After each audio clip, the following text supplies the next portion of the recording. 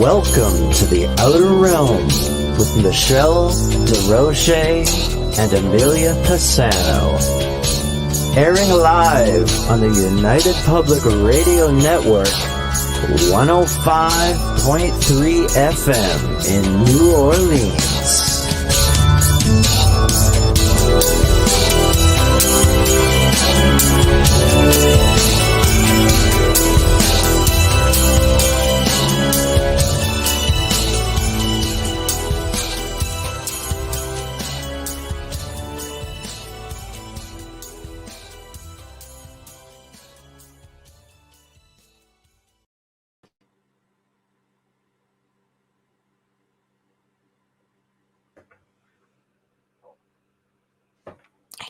You.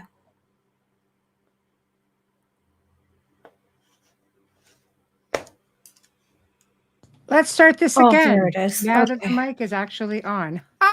Welcome. That doesn't happen, but I'm having a day. Anyway, welcome to the Thursday night segment of The Outer Realm. We are broadcasting live on the United Public Radio Network, UFO Paranormal Radio Network, 105.3, 107.7 FM in New Orleans.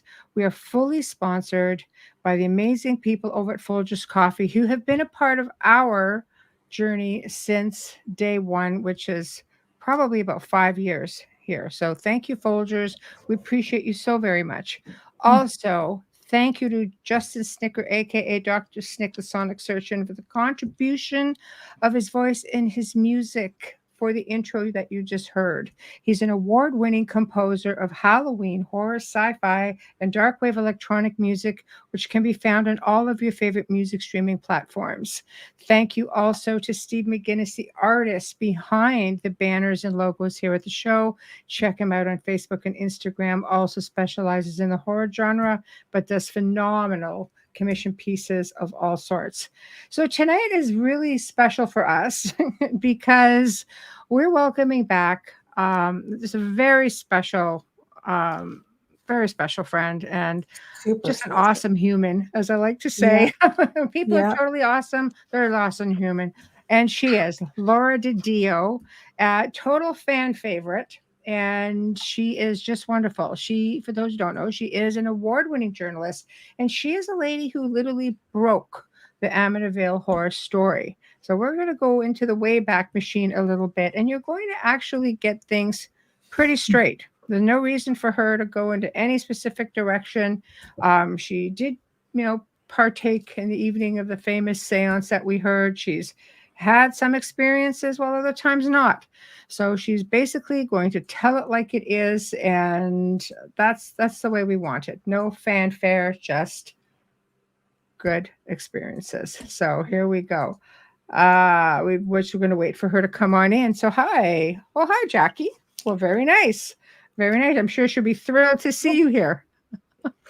Nice. I just want to put up a reminder if I can.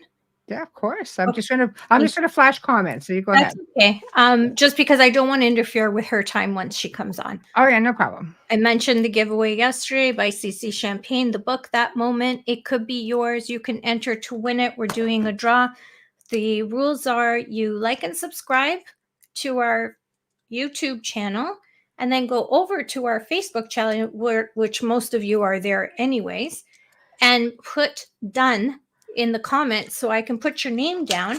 And I have a couple names, and then I'm going to pick them out of this magic vase and next week after the guests have gone. Hey, and all channels are working. Last night we didn't have two of the Facebook pages, being one of our own, working. So that could be why you weren't able to post there. But from everything I'm seeing now, it is up, it is running, so you can come up even on this post. Does that work okay, or do you want them somewhere specific? No, I need them to post on the post where the book is. You'll see a photograph. Oh, okay, perfect. Okay. This way I have all the names in the same spot. I will write your names down, put them in the beautiful vase, the gorgeous Murano vase, and it's magic, and we'll just and it's witchy season, and we'll go from there.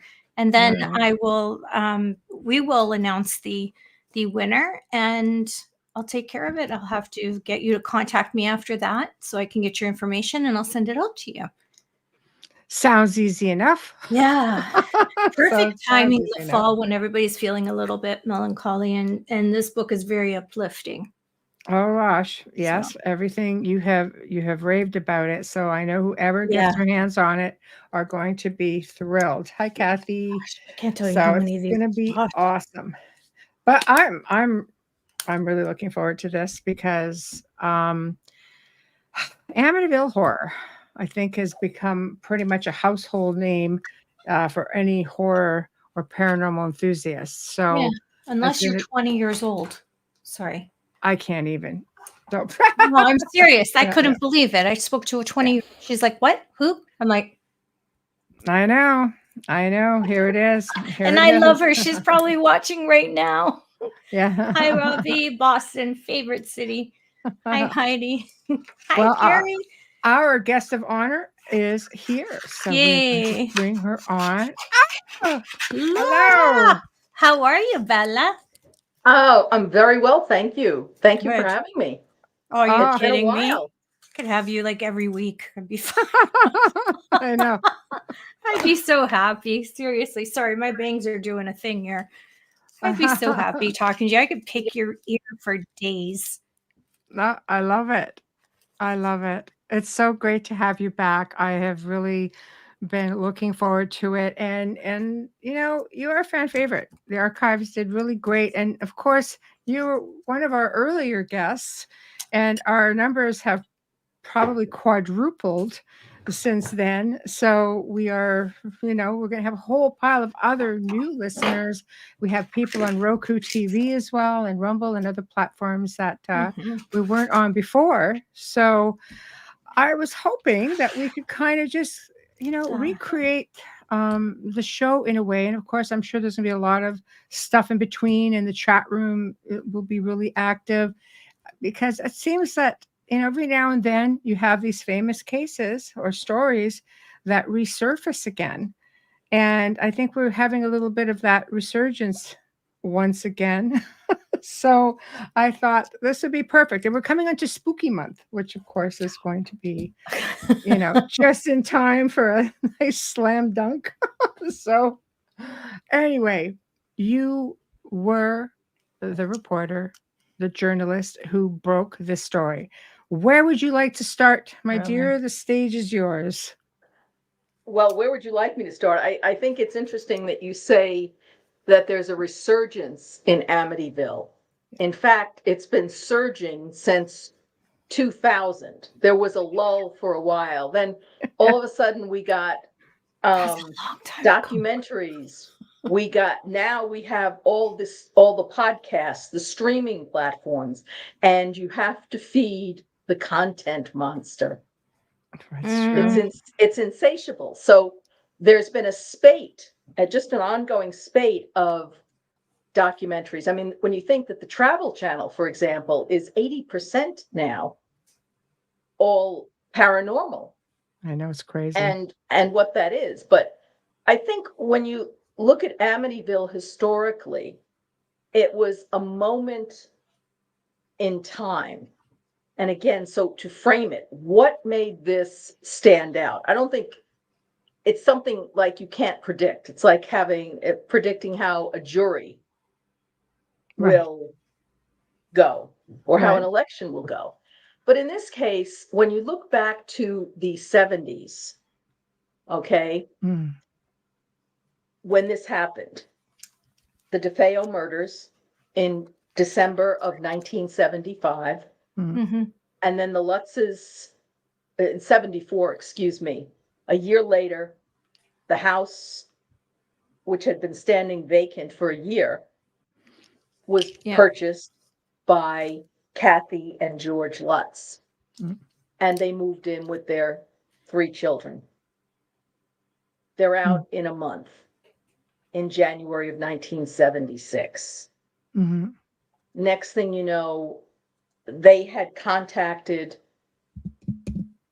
Butch or Ronald Defeo Jr.'s lawyer and said, did he ever say if anything spooky or unusual went on there? So a press conference was held, and William Weber, who had been Ronald Defeo Jr.'s defense attorney, and it blew up in the local media then. But local media in 1976 was primitive, okay? Mm-hmm. You didn't have cable, you didn't have streaming, you didn't have mobile phones, you did not have the internet. You still had rotary dial phones, push button phones, and call waiting, call forwarding, three-way calling. That was exotic. That's true. It wasn't even on your mind.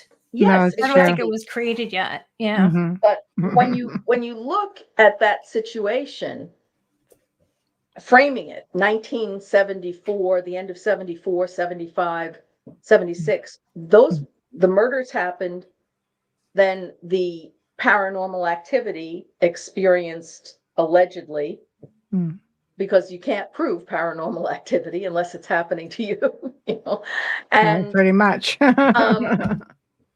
that was coming on the heels of The Exorcist, which is still the standard by which everything else is judged. Horror movies, exorcism. I mean, that today is still it's still a spooky movie. People don't realize it because then you didn't, you weren't watching movies on your mobile phone or tablets or those things. Okay. People you went to the theater, you watched it, and people who were atheists, were not churchgoers, who were, disbelievers, cynics, what have you, they were coming out of that movie. And I remember, you read stories about people sleeping with the lights on.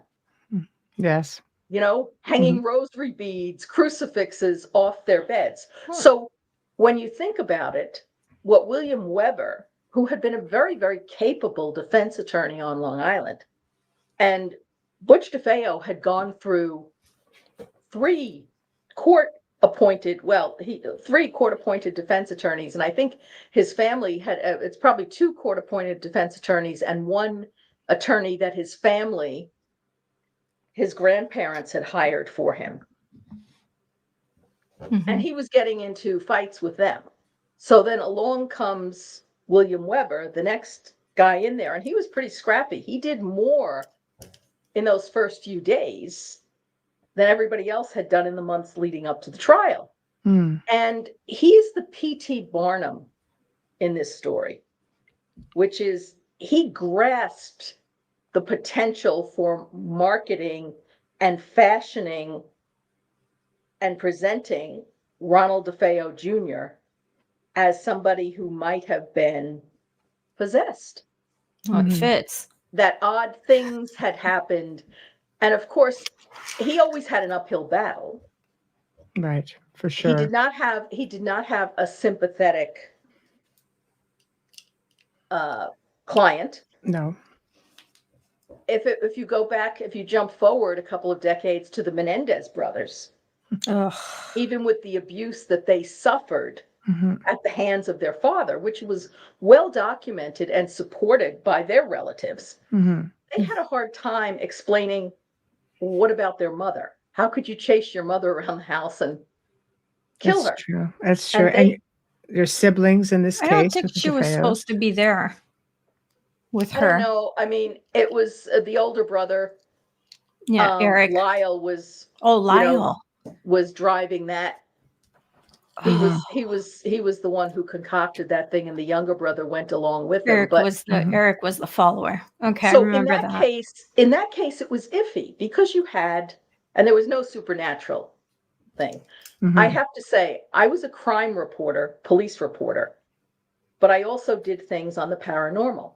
But if we were doing a Venn diagram, the point of intersection amongst the cases that were criminal cases, murders, things like this, that intersected with the paranormal was probably 5 to 10%. And in those days, you didn't talk about it. But what William Weber did was a lot of self-aggrandizement, a la P.T. Barnum, or in this case, think any of the shock jocks, Howard Stern, or, whatever you do these days, the Kardashians, to promote themselves.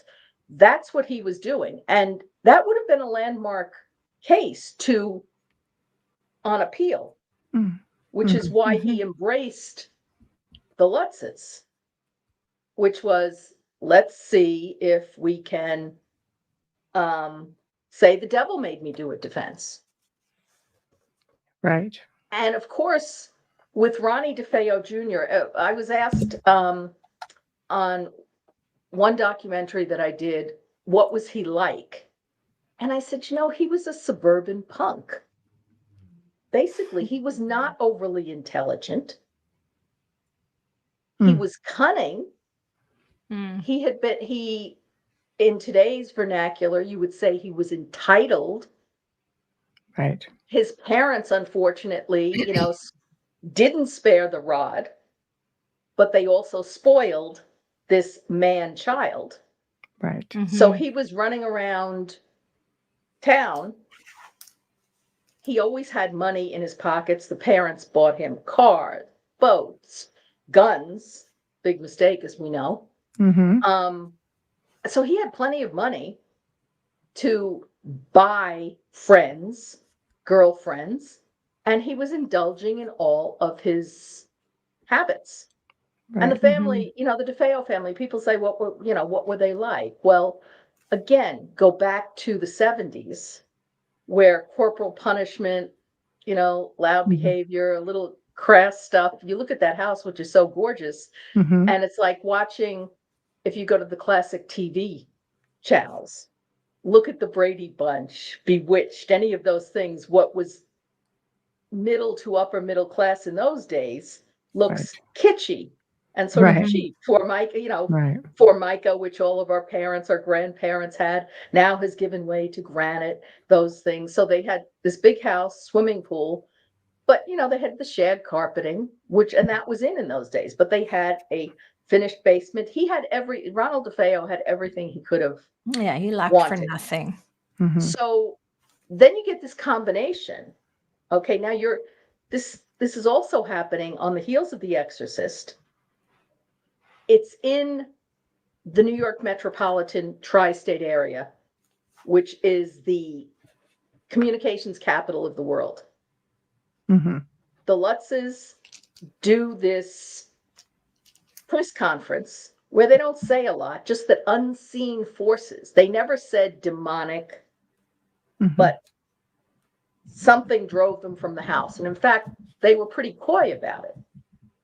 And the local newspapers, Newsday, the New York Post, the New York Daily News, and the local TV channels, covered it a bit. But believe it or not, it took the Channel 5 reporting to really get it into New York and the public's consciousness, because before that, it was a local story. And right after the Lutzes did that interview, the press conference, next thing you know, they go underground. Nobody can reach them because they weren't at the house. Now, again, when I say underground, it's relative. Today, the press would be tracking them down. They would be bothering the kids at school. They would be, on TikTok. It's a different world. Yeah, they have less accessibility at that time. Yes. But here they could really sort of hide out. They were actually, they went to live with Kathy's mother in her very modest, 3 bedroom bungalow ranch house. So they could avoid some of that. But behind the scenes, your friend, our friend there, William Weber, and he crossed the line. He didn't just cross the line. He was crossing time zones and continents. Wow. In terms of well, in terms of conflict of interest, because he likes to, I'm sure you've all heard the story, or many people have, that he sat with the Lutzes over a few bottles of wine and cooked up this plan. Let's put the house into a trust. We can get a couple of books, a few movies out of this easily, and we can split the profits. I heard the tapes, but Right. it was actually Weber's idea. Mm-hmm. And in listening to it, and the Lutzes played me the tapes, and they said, "Oh, we're really ashamed of this, that we did this." And I'll never forget listening to the tapes. One of the things that I can still hear it in my mind's eye, was George Lutz telling William Weber, "Okay, but I don't want the children involved. They have no part in this." And I remember William Weber saying, "Oh, the children, of course. Yeah, God bless them. We'll keep them out of it." No integrity, basically. No. He would have fit into this time. But he was a defense attorney. Mhm. Now he's getting in bed with these other people, and the idea was still there in his head that he and his law partner, Bernie Burton, were in fact going to do an appeal for Ronnie on the grounds of possession, or the devil made him do it. So it was dicey both ways, because Right. as we see when you jump forward in it. So Mm-hmm. at some point behind the scenes, so everybody was calling Weber, who was acting as the de facto PR person representing the Lutzes. And I was one of those people who was calling and calling and calling. And Weber had a very, I would say, sophisticated PR plan and campaign in place, which was, he had been contacted by Channel 7 Eyewitness News, and they had gotten together a group of Wiccans, white witches, who were going to go in and exorcise the house. He had contacted Stephen Kaplan, a self-styled vampirologist. And I remember talking to Stephen Kaplan on the phone at the time, and he was very, very animated and telling me, oh, he couldn't wait to get in there. And because he thought, wow, this could really be such an incredible haunting. And as we know, he changed his tune, yes, and became a debunker. But when I talked to William Weber, he says, well, Channel 5 can come in too. So you can imagine if this had unfolded the way Weber had planned, he would have had the whole media there. It'd have been a circus. More so. So he wanted the next exorcist. Yes. But then all of a sudden it goes, but with a cast of thousands there to film everything. Right. So all of a sudden it goes silent with the Lutzes. Somewhere behind the scenes, they broke off contact with William Weber. There was a power struggle going on there, because George Lutz was always going to be controlling, and he was very high strung, George. Right.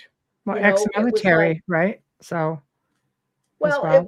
it was like tap dancing around with nitroglycerin in your hand, TNT. He could explode at any time. So I was trying to call them, and what I did was I got the idea, why don't I just call his office?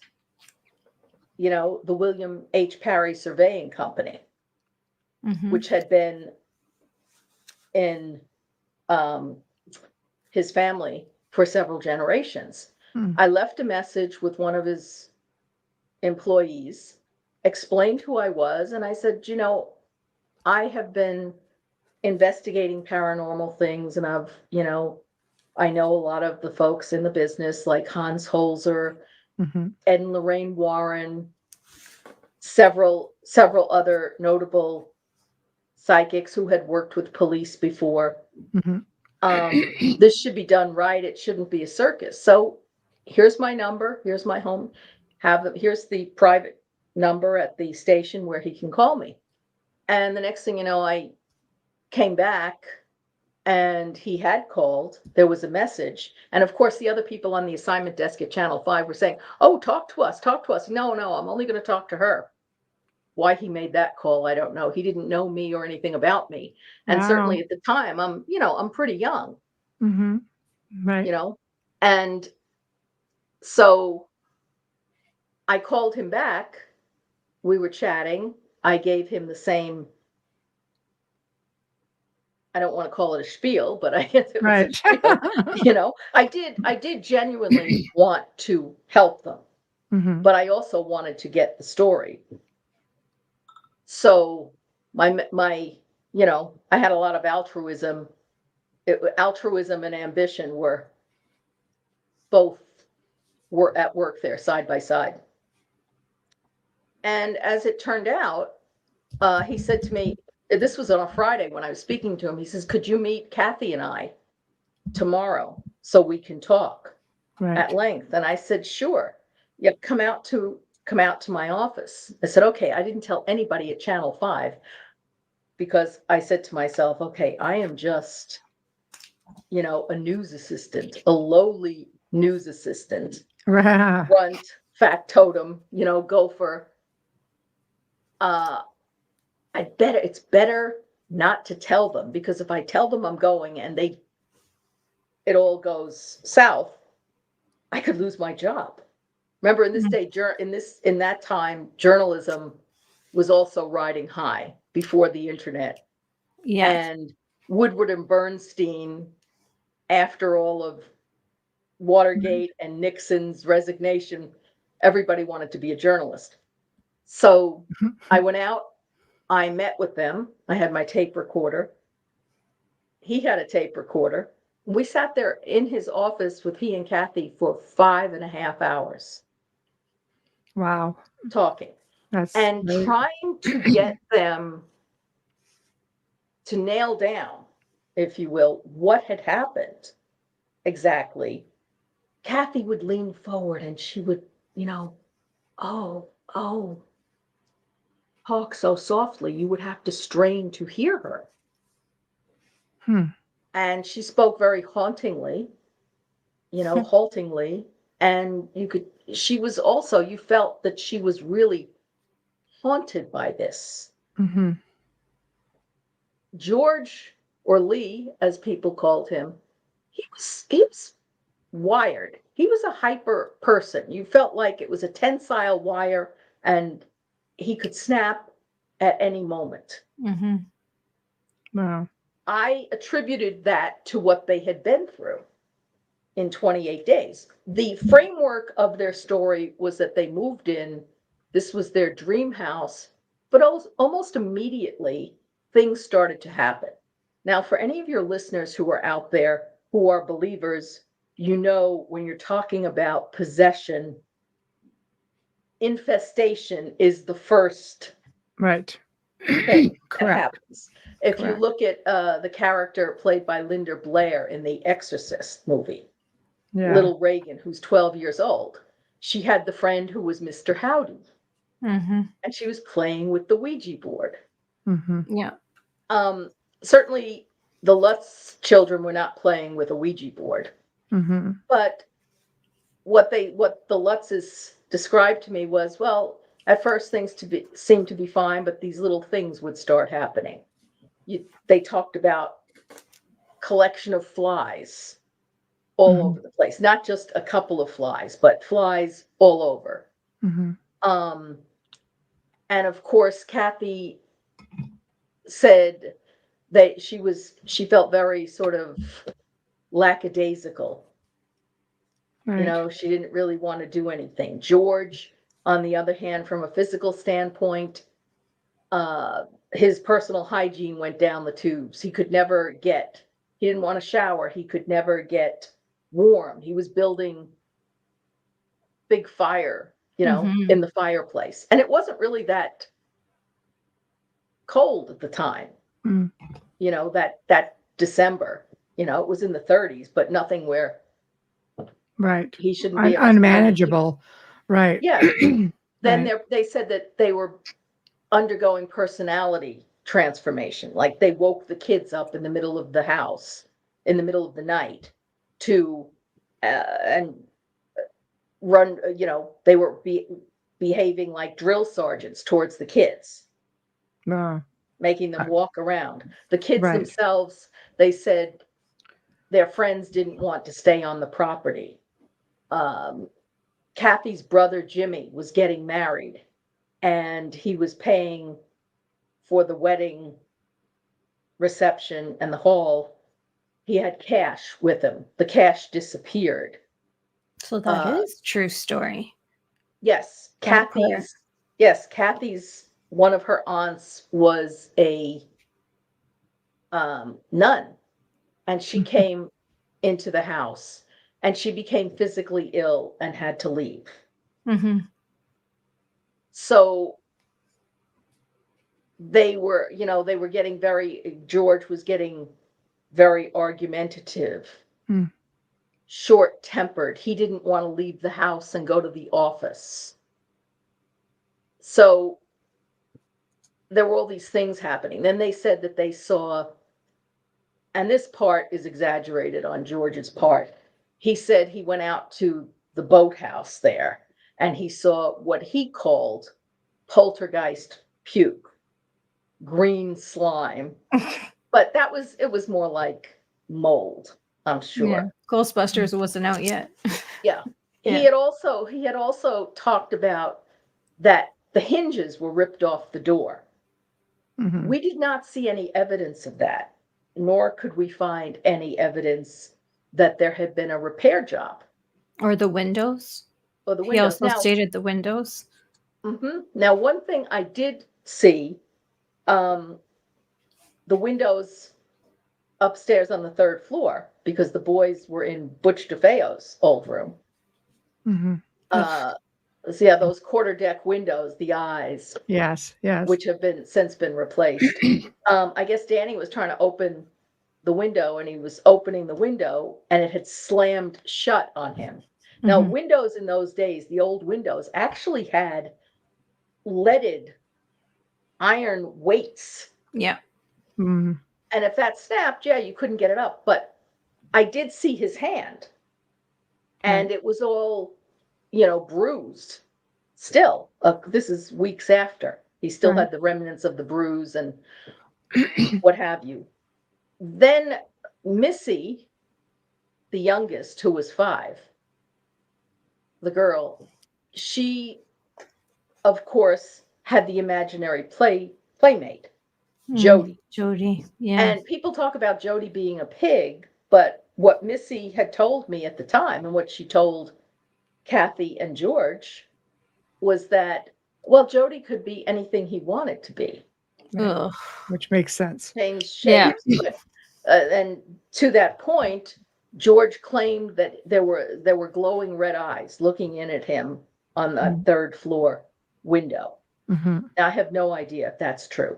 The 2 boys, Chris and Danny, sharing a bedroom, one night they said that they saw this black form. Mm-hmm. Like a shadow? Yeah. I mean, it was some sort of entity. Certainly they knew it was otherworldly. They probably would have called it a ghost, but it was this sort of black, dark shape coming towards them. Mm-hmm. And they were scared about that. Danny also, and by the way, the boys, years later, the 2 boys, Danny and Chris, have, had their ups and downs with George. Danny especially loathed him. And in the My Amityville Horror documentary, he pulls no punches, literally, and said he tried to hit him over the head. He wanted to kill him as a kid. He just did not like him. Chris has been back and forth and on that, but neither of those 2 who were 9 and 7 at the time. Right. And now they're middle-aged men. Neither of them has ever recanted and said, okay, this was all a hoax. No. In fact, driving in the car out on Long Island with Danny and talking to him, he said, they went through a lot because nobody would believe them. That's tough. He says, There was that time too, though. Right? Yes. But they were ridiculed at school. Well, they moved into a home that there was all these murders. Yes. By the way, it's nothing compared to what would happen to them if this were going on today. Right. You could just see the bullying, the pranks. So in that sense, they were lucky, but they were still very, very well aware of what was going on. I don't think that they could imagine the horror of the actual murders, although interestingly, because they were in what had been Ronald DeFeo's bedroom, there was still ammunition from his guns there in the closet, which is something people don't get. No. And the other thing that's always struck me as odd, because I'm sure you've heard stories, whenever you have a violent murder, especially involving children or soldiers on a battlefield, many of those spirits are confused. Yes. Like, what happened to me? Yeah, they're stuck. At the time, though, and one would expect that because the DeFeo children, you had Dawn, she was 18. So she was legally an adult, but let's face it, at 18, you have Sure. Yes. Feet in both worlds. I don't think she was fully matured as a woman, but she was an adult. Allison was 13. Mark and John were 12 and 9. Nobody ever suggested at the time that it was the ghost of the DeFeo children or the DeFeos themselves. That's a tough one because who was haunting. What the Lutzes claimed from the get-go was that it was unseen forces. They also claimed that they levitated off their bed at night. Kathy looked in the mirror one day, and what was staring back at her was the face of an old hag. And she was 29 at the time. Very beautiful woman.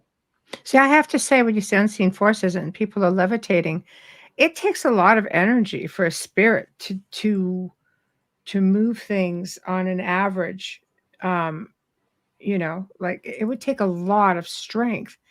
It makes me wonder if they would have been able to do something like that.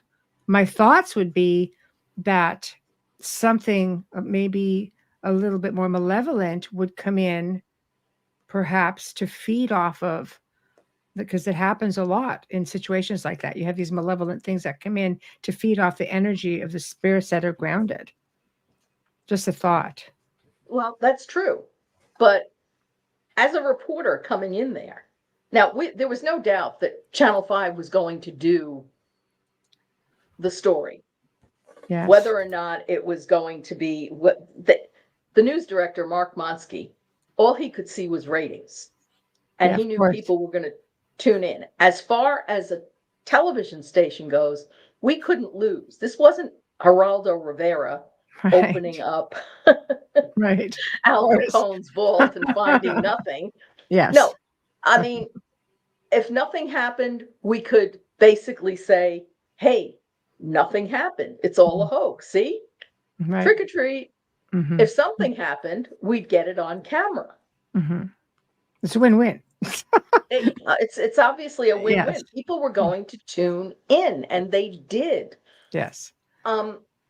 But with George, you have to wonder. And then, of course, they were also living with a lot of what was the DeFeo's furniture. Yeah. Because the that's a big DeFeo one. and the DeFeo and Briganti families, they didn't want any part of it. No, not when their family members were murdered. No. Michael Briganti Sr., okay, Louise's father, was distraught. I mean, it was mayhem that night. So if you go back to the time of the murders, you can see why people were so eager to embrace this. You've got this beautiful house, upscale community. You've got a family of husband, wife, 5 kids. There were ties to organized crime on both sides of the family. And again, in the 70s and 80s, you had the mafia at its height. People were getting, when you had the mob wars. Oh, you had the 5 families. Yeah, yes. They were prevalent then. But at the same time, the old style Italian mafia kept a lot of that away from the family. The family was sacred.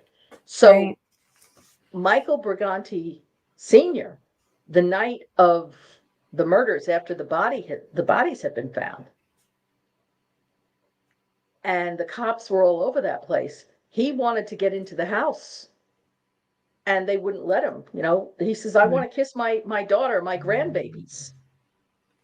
He was truly, truly upset. And at the trial, they knew pretty much what the score was. But the Briganti and DeFeo families, they suspected Ronnie right away.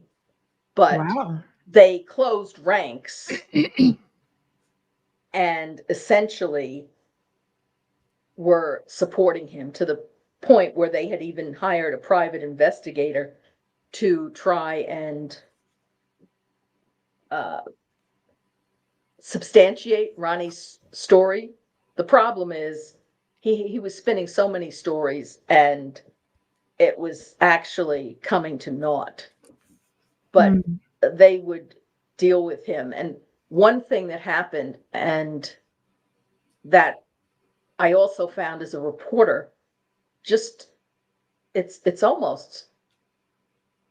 macabre, but it's comedic at the same time. Right. The Suffolk County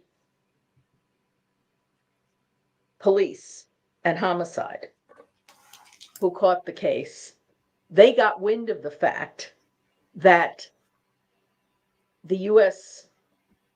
District Courts over in Brooklyn had a wiretap on the Briganti Carl Buick dealership. Okay, so one's the feds, the other's local, and they were not necessarily going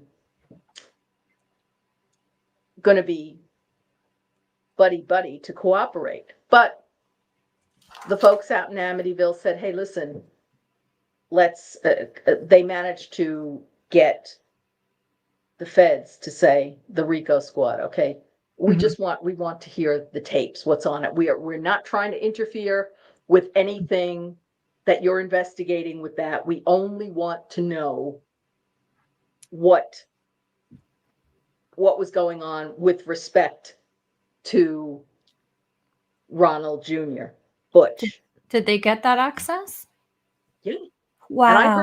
And I had my sources, and I heard those tapes as well.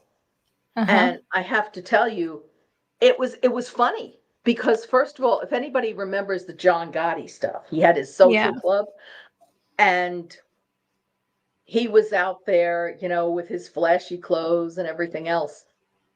But all these wise guys, everybody's blabbing. They're talking freely. Then, They thought they were untouchable. There was a generation. Well, I think that generation's come back, but anyways. Yeah. Very, very indiscreet and indiscriminate blabbing. Yeah. Well, that's why they called him the Dapper Don, because infamous for being out there. Exactly. So in the case of Michael Briganti Sr., he testified at the trial. And by the way, Michael Briganti Sr., I should say, whatever he was involved in, we're not talking he was carrying a gun, executing people, nothing like that. He gave a very, very spirited accounting of himself during Butch's trial.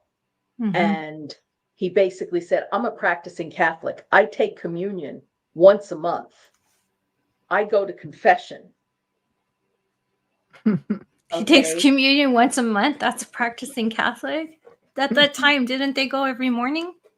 No, not necessarily. But the point is, it was a much less secular society in those days. Right. Mm-hmm. Okay, people went to mass. Yeah. They went to services, whether you were Catholic, Protestant, Jewish, etc. You went. Yeah. Okay, and you supported it. So he was making the point that he was a God-fearing man. Right. But when you listen to those tapes, I don't know how much the feds were getting from the wiretap on any illegal activities that they were investigating him for, allegedly. But they got the whole dump. They hit the mother lode when it came to talking about Ronnie Jr. And some of it because it sounded like wise guys talking. Mm-hmm. So some of Mr. Briganti's associates and relatives, they said, it was funny. They said, what are we going to do about the kid if he gets acquitted? He knows a lot about our business. That could be a real problem. And they said, so Ronnie was afraid of his grandfather. Rightfully so. Yes, and he said he was telling the cops, the Amityville police, that his grandfather had paid all the cops off, and he could get killed in prison. He could get poisoned in prison. All of these things. He was a real drama queen there, and of course, none of that came to pass.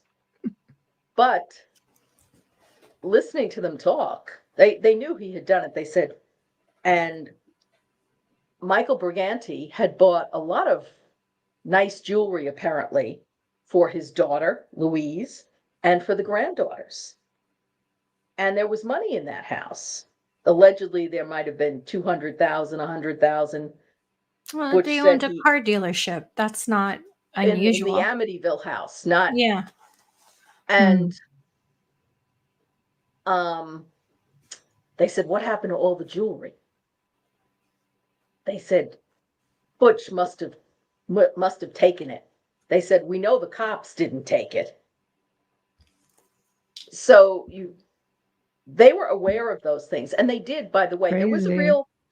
There was a real spiritual and religious element to this case with the Defeos. Because as many people know,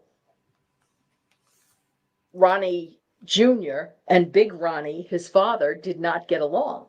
And they ended up having fisticuffs on the lawn. And next thing you know, one of them would get into the car, the other one would get into another car, and they'd go zooming down the block. And this was real eye-opening stuff for the neighbors. They were putting on quite a show. Right. They also especially for that neighborhood. Yes, they had also gotten into a fight in the basement. Oh wow! Again, fisticuffs, and the two younger boys, John and Mark, had their friends over, and they were hiding on the stairs, peeping, and saying, watching this.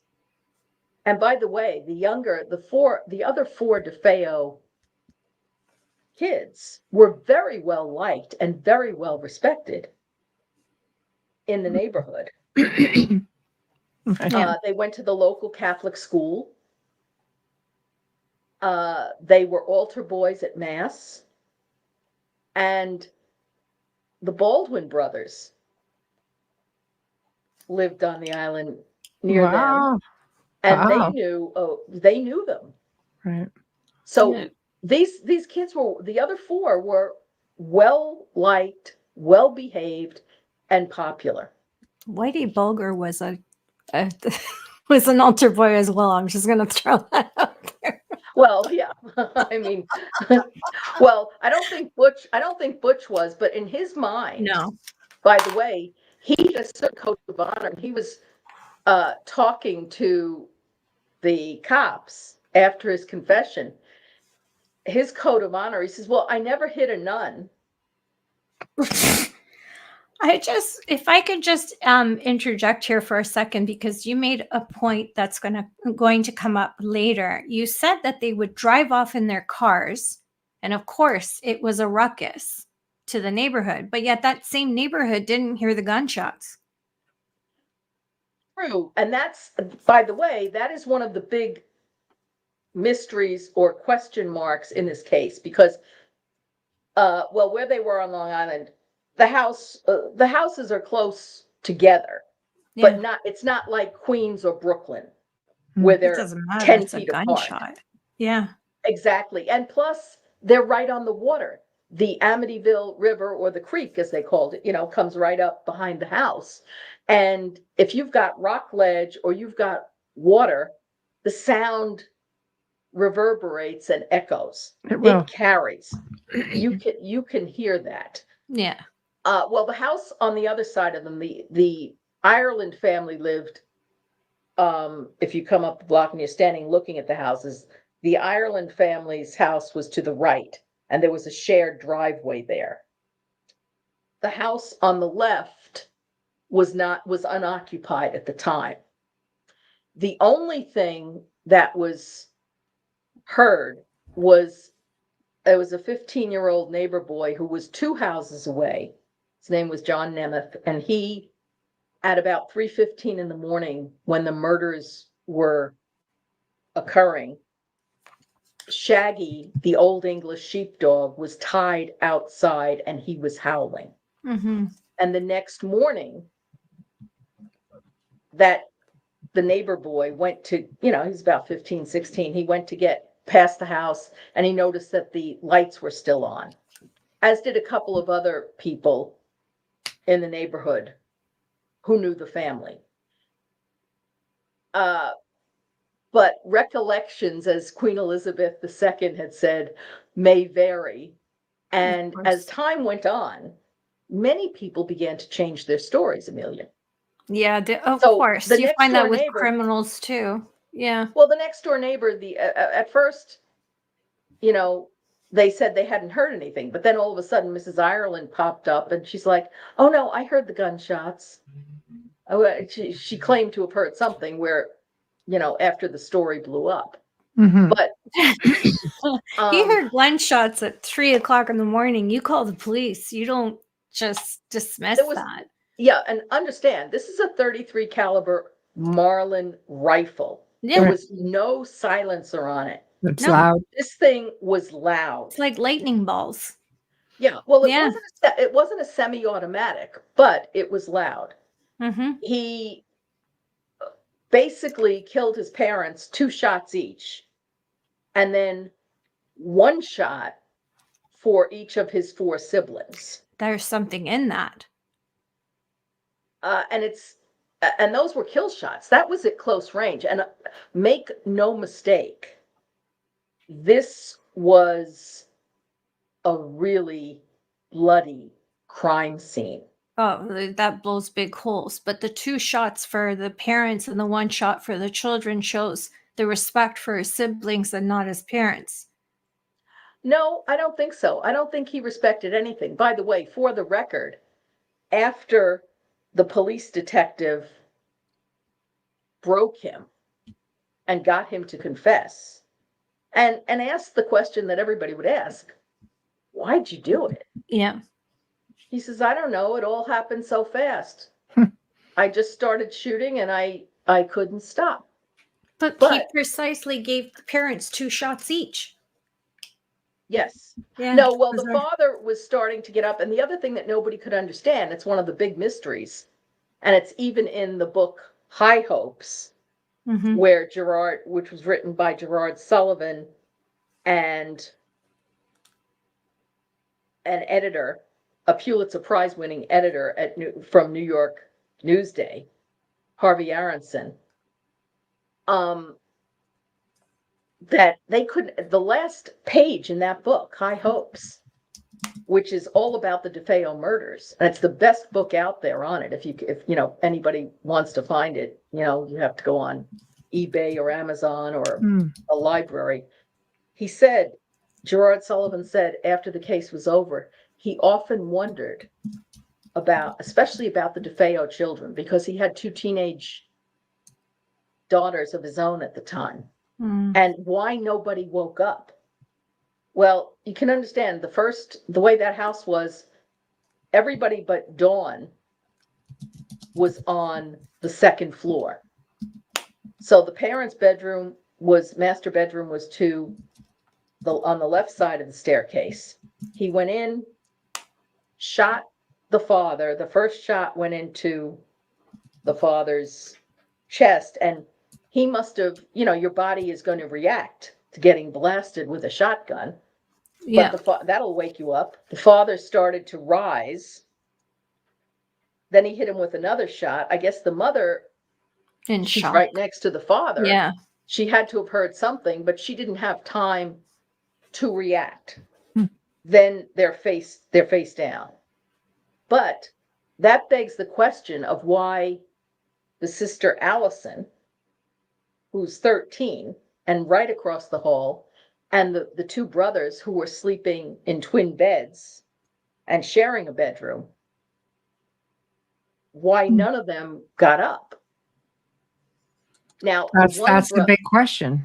Yes, the one brother, by the way, had broken his leg and was like in a wheelchair or on crutches because of he got hurt playing football.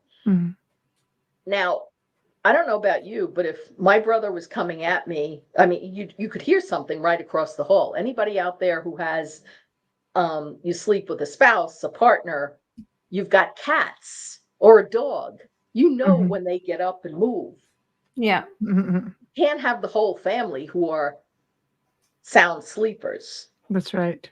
So even if Butch had threatened the siblings and said, don't move or get on your back, I can't imagine that they would do it, because now you've got a 9-year-old, a 12-year-old, and a 13-year-old on the second floor. They've got to be scared. Yes. I They can't want imagine. mom and dad. Yeah. Yeah, they would start crying. But he got in there, happened really fast. But how did they not wake up? Did he cover his face? Sorry. No. Okay, so they knew what they were looking at. He never used a facial covering. He never pretended to be someone else where they would have such fear they were frozen. No.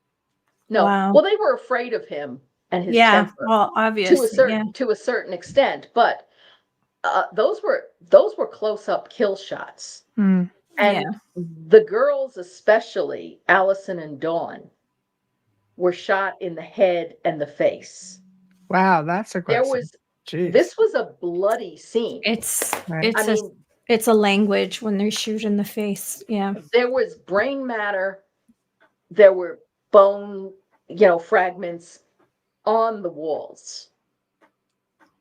Okay, and the bedclothes. And poor Dawn, apparently Butch did tell the detective when he was doing his confession, that Dawn had waked up and come out of her bedroom and said, "Is that you, Butch?" And he says, "Yeah, Dawn, everything's okay. Go back to bed." Again, that makes no sense to me. She didn't hear anything, obviously. Well, no, he to ask, is everything okay? Yeah.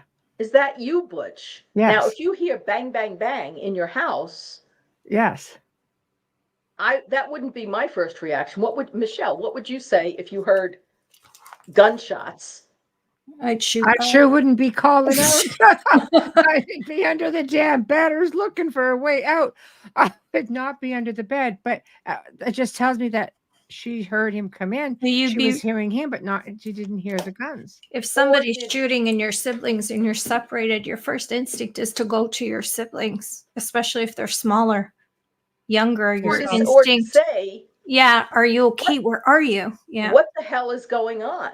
They hear gunshots. Why are you shooting your gun off? But Yeah, so it doesn't make sense after hearing that she would suddenly go back to bed. right. And then probably just 5 minutes later, he's up in her bedroom. Do we know if he's done that before, where he's come in with a gun and threatened his dad and not followed through with it? We know that he did. Now, this is also unbelievable. Another unbelievable thing to me about this case is that a year or, earlier, Butch had gotten one of his guns and he pointed it at the father Yeah. and tried to shoot the father earlier. This becomes normal. And are you okay thinking he's going to walk away from this? So the father takes the gun away from him. Mhm. The gun jammed. Mm. So big Ronnie Sr., all of a sudden he says, I dodged a bullet. The devil was after me and on my shoulder. I dodged a bullet. So Ronnie Sr. gets religion. Mhm. And the whole family troops up to Canada to go to an oratory and, Right. monastery, and they're making pilgrimages up there, and there's pictures of them looking very, very happy. And big Ronnie Sr. is sending money to these priests. Hmm. Okay. Even when he's trying to figure out ways to screw over his father-in-law and skim money off because both Ronnie Jr., Butch, and his father were working for the Briganti Carl Buick dealership. Mm. And 2 weeks before the murders, the Defeo murders, Ronnie Jr. and was tasked. He was just a gopher at the place. They didn't give him any responsibility. He was not a car salesman. He was not a mechanic in the service department. They basically sent him to go pick up automotive parts or to run errands, go get food. Sometimes he joked about the fact that he wouldn't, he could skip work and they weren't going to fire him. But this one day, about 2 weeks before the murders, he's tasked with making a bank deposit, $20,000. They send out Ronnie and another employee. They're gone for 3 hours. They come back and say, we were robbed. Mm. Now, knowing this kid's history as a drug addict, a ne'er-do-well, a layabout, Right. he's gonna be the first suspect. And he wasn't even subtle about it. He essentially started spending money like the proverbial drunken sailor on shore leave, or somebody who's just hit the Vegas slot machines. Mm. And so the father knew something was up.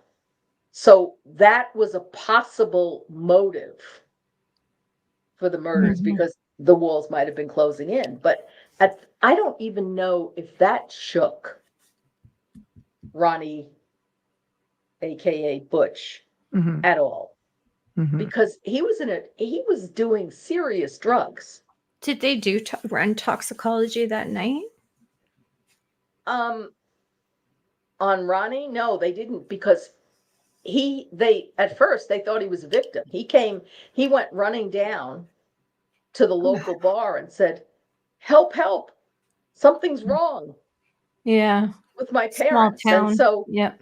he got a couple of the folks at the bar to come back with him. And that's when they discovered the dead bodies. And in fact, they didn't realize, they saw the parents and only a couple of the kids. They didn't realize there were two more. So then they called the police. The cops descend, and Ronnie is giving an Academy Award-winning performance. Mm-hmm. He's crying. He's telling you know, the grandparents get there, and it was Rocco Defeo, his granduncle, who was really in charge, not Michael Briganti. And as I said, they closed ranks, but it took the cops about 36 hours to get a confession. But in that 36 hours, Ronnie was spinning tales of mafia hits, organized crime. It was easy. He even named the person he said he thought did it. And the guy got wind of it and showed up. Actually, the person in question had been in Pennsylvania at the time and had a beef with them. One hell of an alibi. Yes, well, he also came to the cops and said, "Hey, you want to talk to me? Here's where I am," and everything checked out. So, but he was making up, each of these stories was more far-fetched, and his alibis they had holes in them that you could drive a convoy through, essentially. So after 36 hours, the one cop worked on him for about 10 hours straight, and that's when he finally caved. But That's a long time. Yes. Well, after they weren't questioning him for 36 hours straight for the first day. No, I know, but to be in an interrogation room, even, that's a long time. They had him originally in protective custody because he was telling them They thought his life was in danger. And we learned a lot from stuff like that. Yeah. When he confessed to the detective, then he switched gears and he says, he was worried about his grandfather. He says, because he has all the cops in his pockets. I could get killed in jail. I could get poisoned. So wow. there was a real religious element there because, in fact, the Defeos did have mass said in their house. Yes. The story that went around was that all the windows were closed, and yet a wind came up and blew the candles out. Yeah, it's not uncommon for Italian, Catholics to have a mass in their home to bless the host. I would say it wasn't a rarity, but it was a little bit uncommon. We never did it in my house. I mean, I'm Italian and Irish, and that's a real Catholic combo there. But yeah, to your point, but certainly after Ronnie Sr. was almost killed the first time by Butch, it's inexplicable to me. It just defies explanation that he ended up giving him the guns back. Why would you do that? And they're still spoiling him, and he's still living, at home. Something was always going to give there. But then again, you have William Weber coming into the thing and seeing he was knocking down opportunity's door. He wasn't waiting for it to invite him in. And then the Lutzes show up. So a lot of people think, wow, it was all a hoax. Except, again, the one thing that never made sense to me vis-a-vis the Lutzes was, up until this time, everything about George Lutz and Kathy Connor Quarantino Lutz screams normal suburban people. George had been an ex-Marine. He was making a good living. A lot of people came out and said, oh, they couldn't afford that house. So that's why they did it. They couldn't afford the mortgage payment. That made no sense either. Because in fact, they hadn't been in there they were in there for 28 days. You don't make your first mortgage payment for almost 60 days. Right. After you've moved in. Plus they got the house at a really discounted price, right? That's yes. right. The other thing that happened was that George was planning to get rid of his office, and he was going to have the William Parry Surveying Company offices in the basement of the house to save money. And at that point, Long Island was in a nice boom for development. Right. So there would have been a lot for his. They had a plan, essentially. Yes, but they weren't in there long enough to run up Right. any bills. Yeah, Big right. heating bills, none of that stuff. Mm-hmm. So, but there was nothing about them that screamed con artists. Mm-hmm. You don't suddenly wake up one day at the age of 29 or 30 and say, I'm going to start robbing banks. You know what I'm saying? They were just Yes. normal people. They did not have criminal records. There was nothing for shoplifting, petty Mhm. larceny. They hadn't, had the cars towed away because we checked on that. Right. But George was kind of cagey. And then, of course, there was the striking resemblance at first with the beard and the hairstyle between George and Ronnie DeFeo Jr., which a Yeah, lot of that's- people seized on at the time. Yeah, it's uncomfortable. Yes. Mm. But through it all, you have William Weber. And then when he got dumped by the Lutzes, that's when, and I spent that 5.5 hours with George and Kathy that Saturday. They said, okay, we're going to give you the exclusive story. So I go marching back into the station on Monday morning, said, I got it. And it was like, okay, you have to do this. So then it was do what I said I was going to do, which is find a paranormal investigator. Mhm. And the first person I called, because I had interviewed him before and gone on a couple of cases with him, was Hans Holzer, who astoundingly had not heard about the story. Crazy. And I remember talking to Hans, and Hans was a very efficient investigator. Yes. Mhm. He was Yes. also very good. He was also a very savvy businessman. Mm-hmm. And I mean that as a compliment. Back in 1968, so you figure just 8 years earlier, he had done a documentary for Channel 5 at this place, the Cafe Bazaar, which was a discotheque. It was the former stables of Vice President Aaron Burr, who had been in a duel with Alexander Hamilton. And this place was now a discotheque, and people, you have to figure Greenwich Village in the late 60s, all the hippies. There was a lot of velvet, psychedelic stuff, and people would be on the dance floor, Mm-hmm. toking up, That was the spot.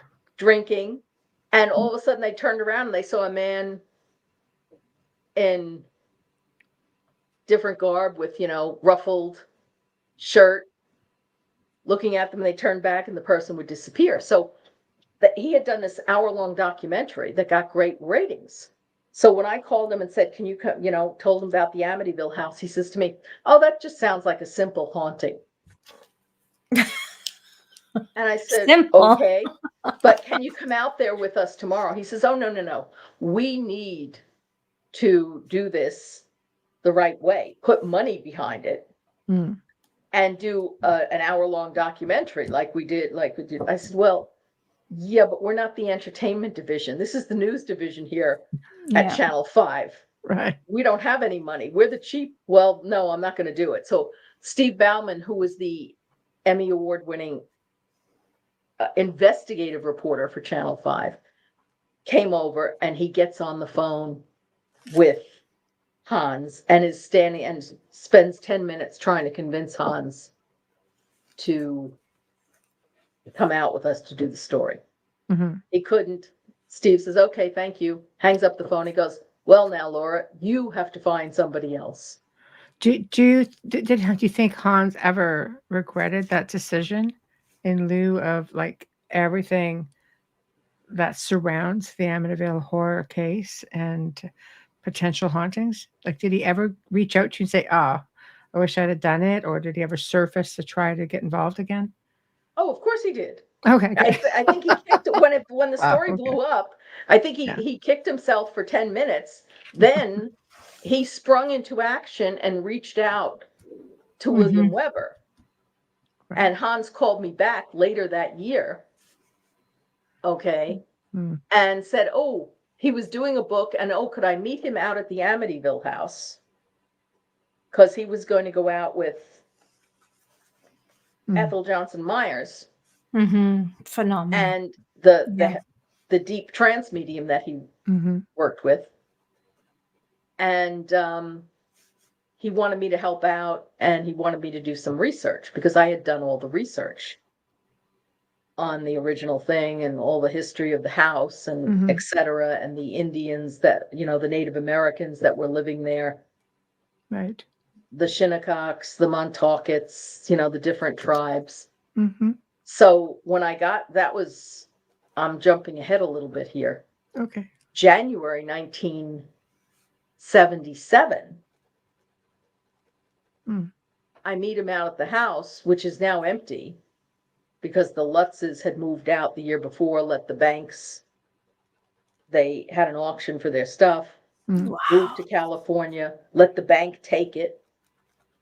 And who's there for this seance? William Weber.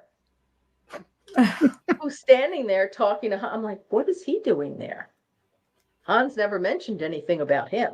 But He no, hasn't at missed the a time, here's the thing. Let's put this in perspective. Hans was not unreasonable. In fact, it was very smart for Hans to say, let's do this the right way. Put some money behind it and do a whole documentary. But that's not what the news division wanted. The news division saying, hey, this is happening now. Yeah. We're all about live action and, seize the moment. Yeah, getting it first. And if there was no money in there for him, Hans wasn't going to do it. Again, that's perfectly reasonable. It was also perfectly short-sighted, but at this point, nobody knew it was going to blow up the way it did. It could just be a story that was here today, gone tomorrow, which is, do you remember what was in the news last week? Sure. No. Right. Most of us don't. And that's in a news cycle which was much more leisurely paced than what we have in 2024. So then I said, okay, who's next on the list? So Marvin Scott was there. He says, well, why don't you call Ed and Lorraine Warren? Because we had done stories with them before. There was a haunted church in New Jersey.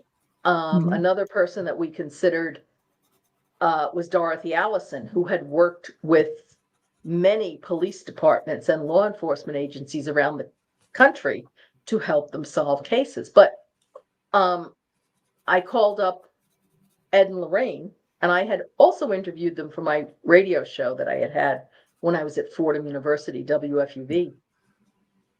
And so I knew them. I said, okay, so let's call them. And I got Lorraine. Lorraine answered the phone right away. And I asked her, have you heard about the Amityville? What's going on? No, that she'd never heard about it. And she called to Ed and said, Ed, get on the extension phone. Now, Amelia, just as you were saying at the beginning of the conversation, 20-year-old hadn't heard of this stuff. So this is ancient technology. They wouldn't know extension phone. That's No. right. No. So I basically gave them the highlights of the story. Family of 6, brutally murdered. The oldest son convicted. A lot of strange things about that case, etc. Another family moves in and out within 28 days, claiming unseen forces. And so I said, can you come down and go in there with us, myself and Steve Bauman? Okay, when? How about tomorrow? And Lorraine said, yes. And Lorraine was such a lovely lady. She says to me, Laura, do you think it would be possible for Channel 5 to pay for our gas and tolls? That's all. Modest. That's all. Yeah. That is all. I said, yes, we will do that. Having no confidence that the station would do it, but no. Yeah. I knew that they would She had spring quite for a that. drive. She had quite a drive too. Yes, you're talking, Yeah. they had at least a 2-hour drive because at the time, coming from Connecticut down to New York, Yeah. there were toll And- booths for 25 cents every few miles, and it would back Ugh. up traffic. It wasn't the 25 cents that got you. It was the traffic backup because you had to throw the money into the basket. Again, something that you don't see anymore these days. No, Now we all Pittsburgh. have, Yeah, it's Pittsburgh, true. you're stopping Yeah. every freaking 5 minutes in yes. Pittsburgh. Yeah. But my point was, they listened to the story. They asked questions. Mm-hmm. They said they would do it. They did not ask for any money. Mm-hmm. No. So for all the criticism that the Warrens come under by cynics and people who claim that they're fraudsters, I never knew Ed and Lorraine Warren to ask for money up front, charge for their services.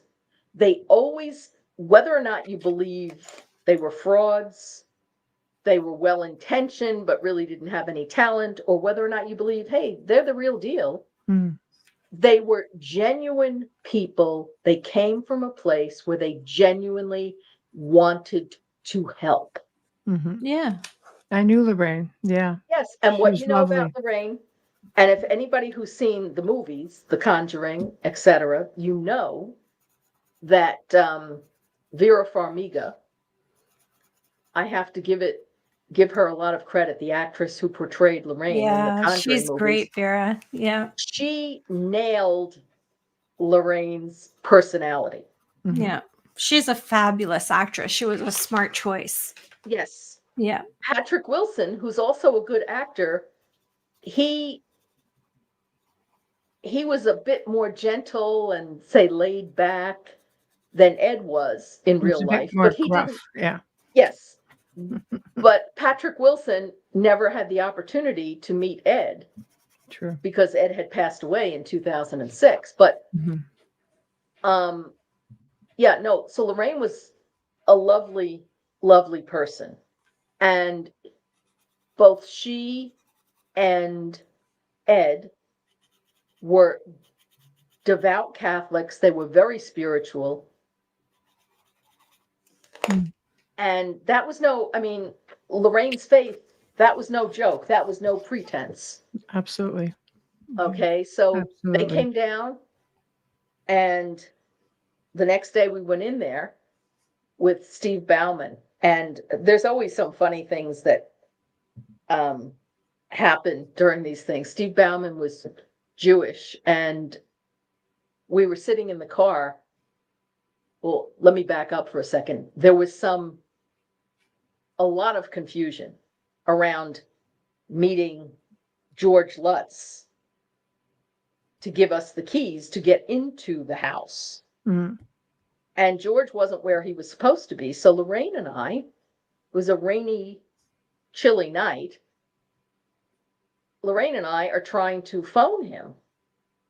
And we're in this phone booth.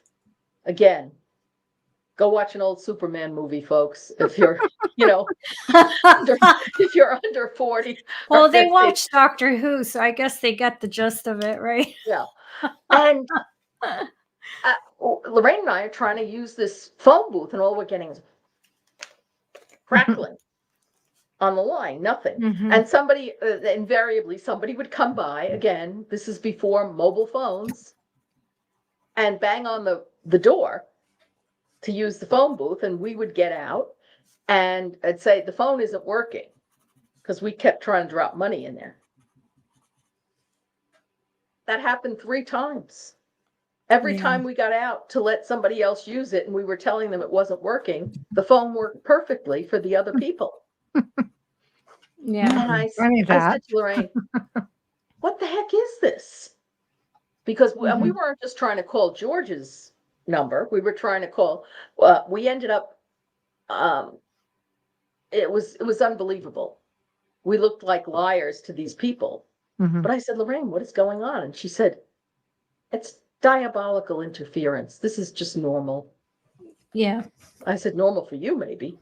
So finally, what happened was we ended up calling the Amityville Police Department because we knew that they were in touch with the Lutzes because they were watching the house.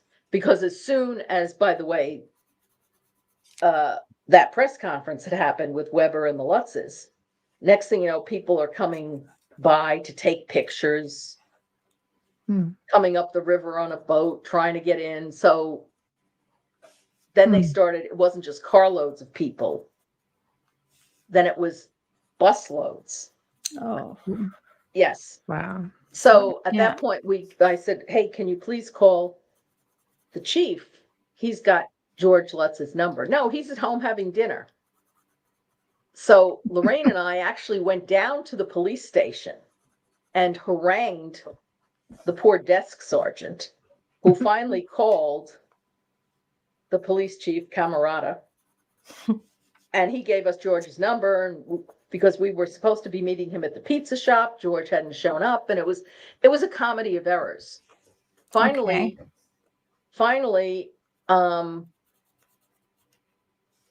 we get back in the car. George says, okay, I'll meet you down there. We did make contact. I'll meet you at the house.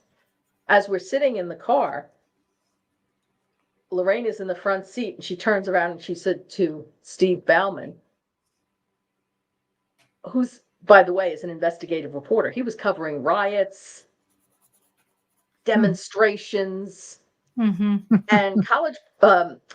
Channel 5 News at that point was a very gritty shop, known for covering a lot of blue collar stuff, crime, corruption. That's what Steve did.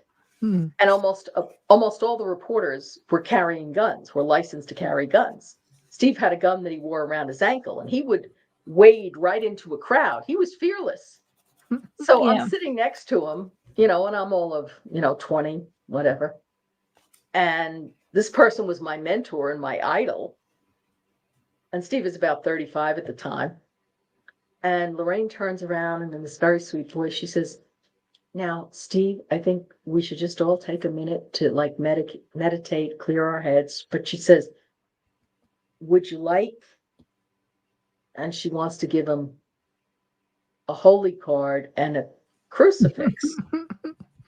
And I'm thinking, Steve is Jewish. He doesn't want this. And Steve reaches over me, snatches it out of Lorraine's hand and says, can't hurt.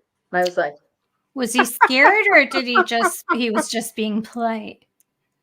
No, he wasn't just being polite. I think it's one thing to be a hard-nosed reporter. It's one thing to be cynical from afar. But when you're actually at that moment, okay, you don't know what to expect because it is the unknown.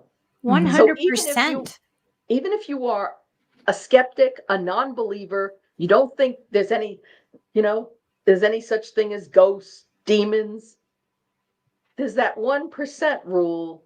Well, I'm not quite sure, so I'll hedge my bets. And I remember Lorraine saying to me, Laura, do you need anything? So, no, I already have my scapulars and I already had all of my sacramentals armed with the ready.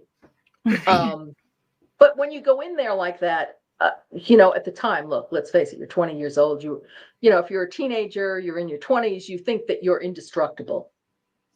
You're invulnerable. Oh, true. Sorry.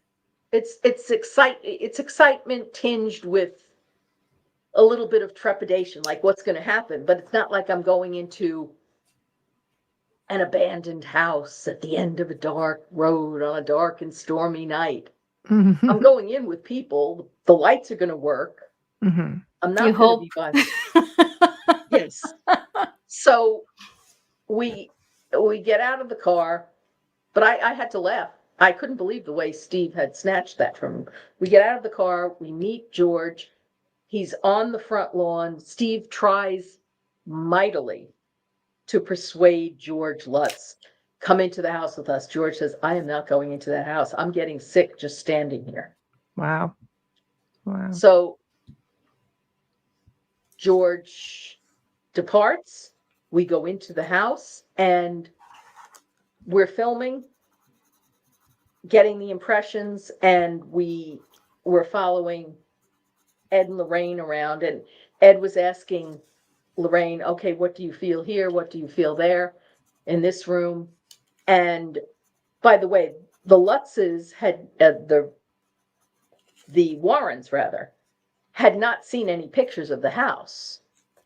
So, or the inside of it. And of course they lived in Connecticut.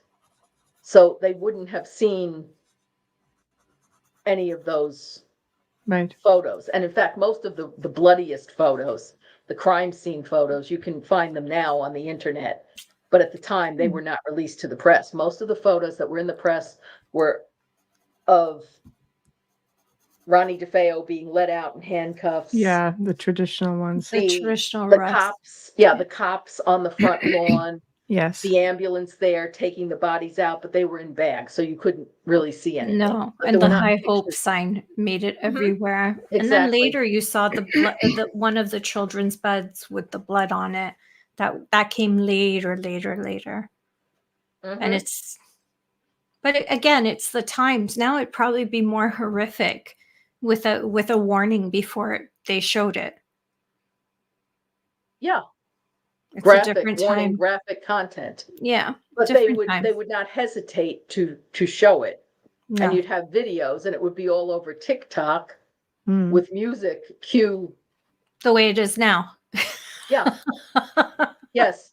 Yeah, the way it is now. But what stood out to me, the highlights of that first visit through the, walk through the house, Lorraine went into the master bedroom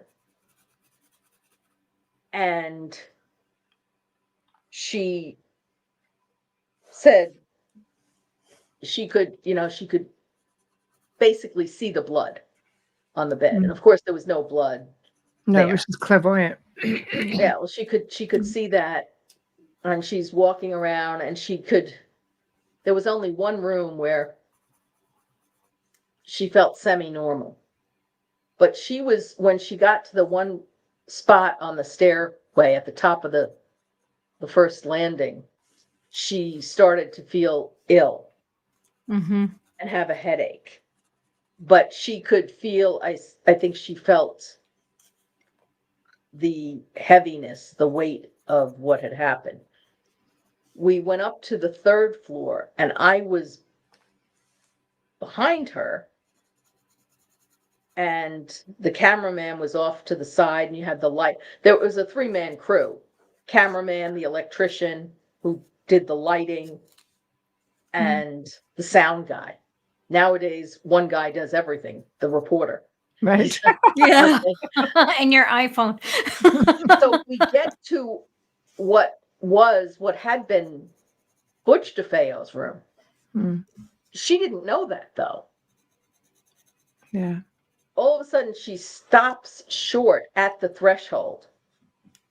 Stopped short, and I did one of those things. I almost bumped into her. She says, I can't go in here.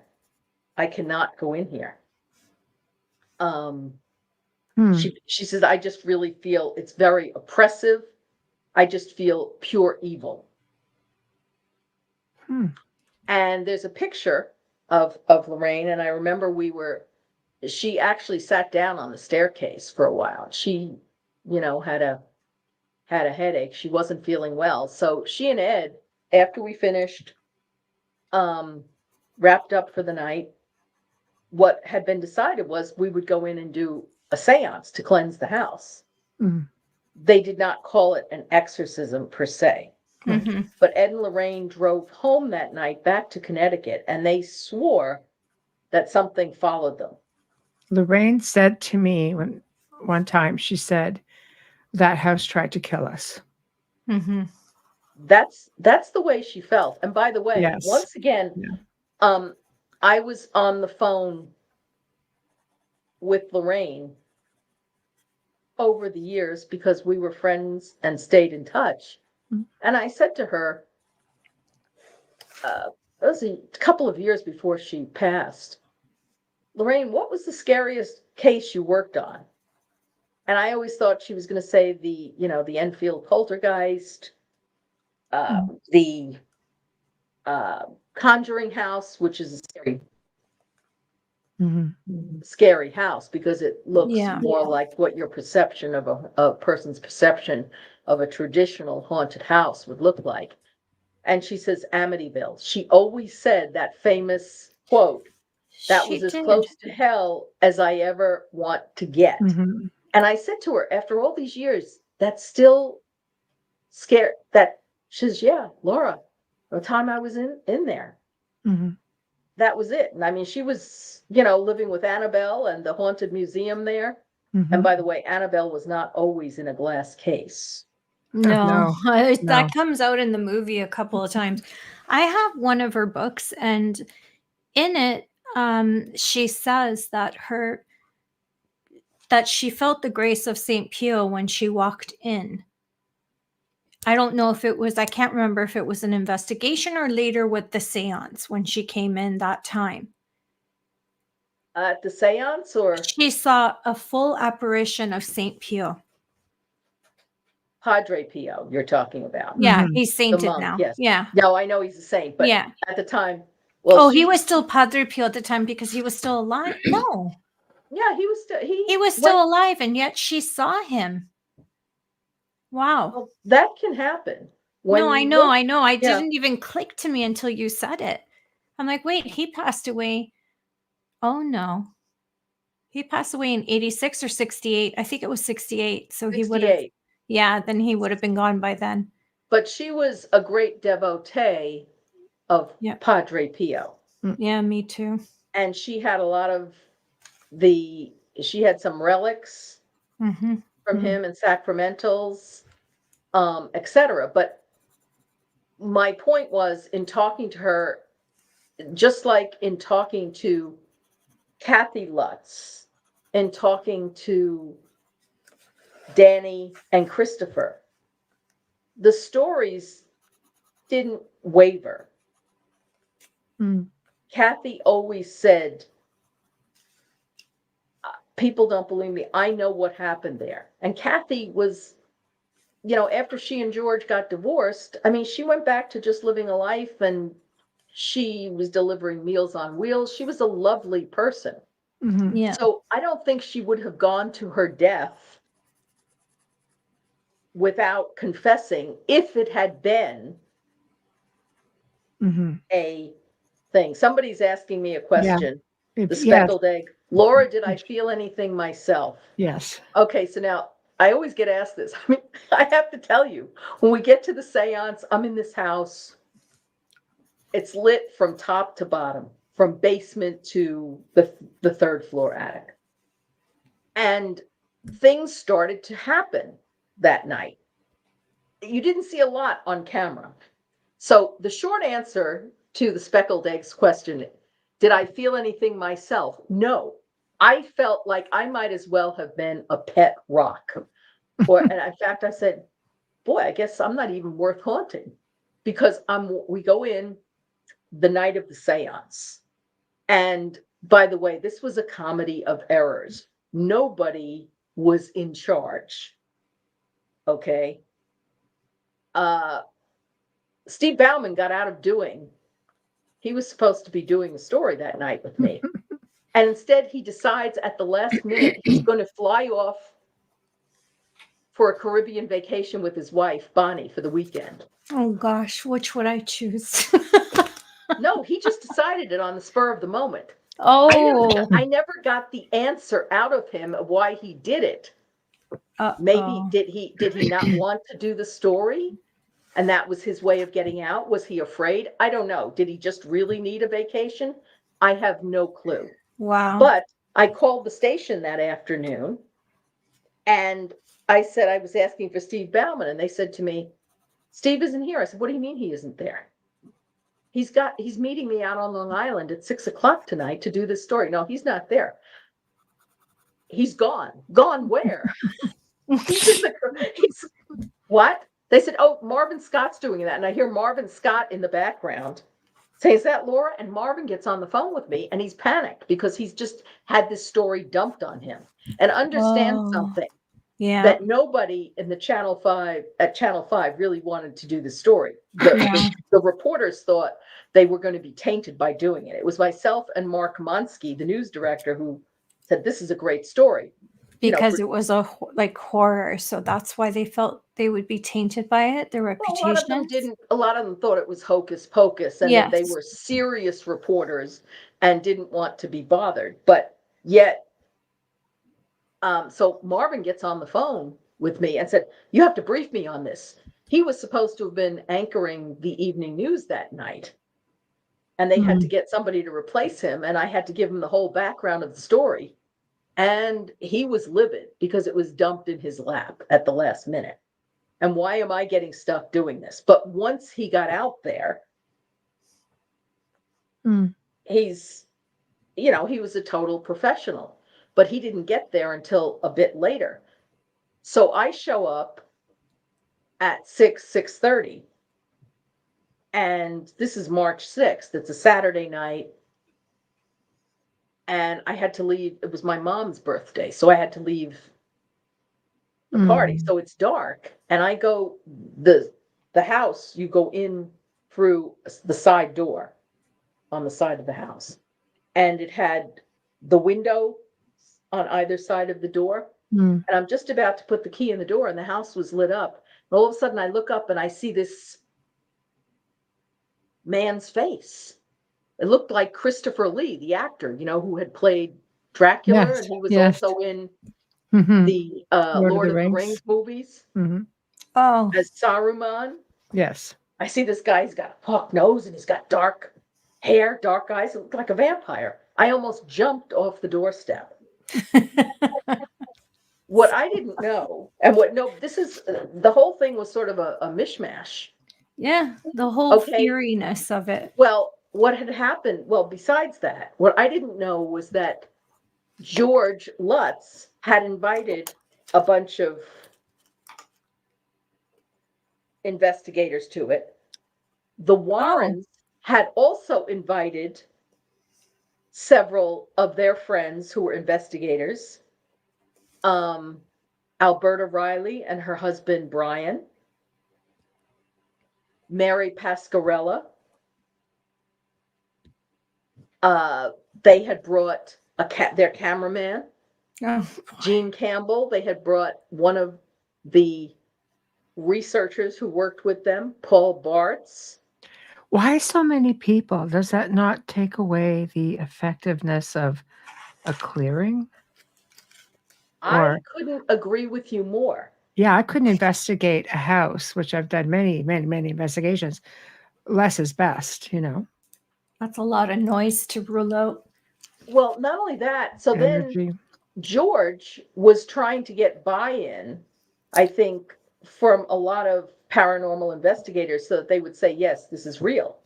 So he had called this other group that had been loosely, and I underscore the word loosely, affiliated with Duke University School of Parapsychology.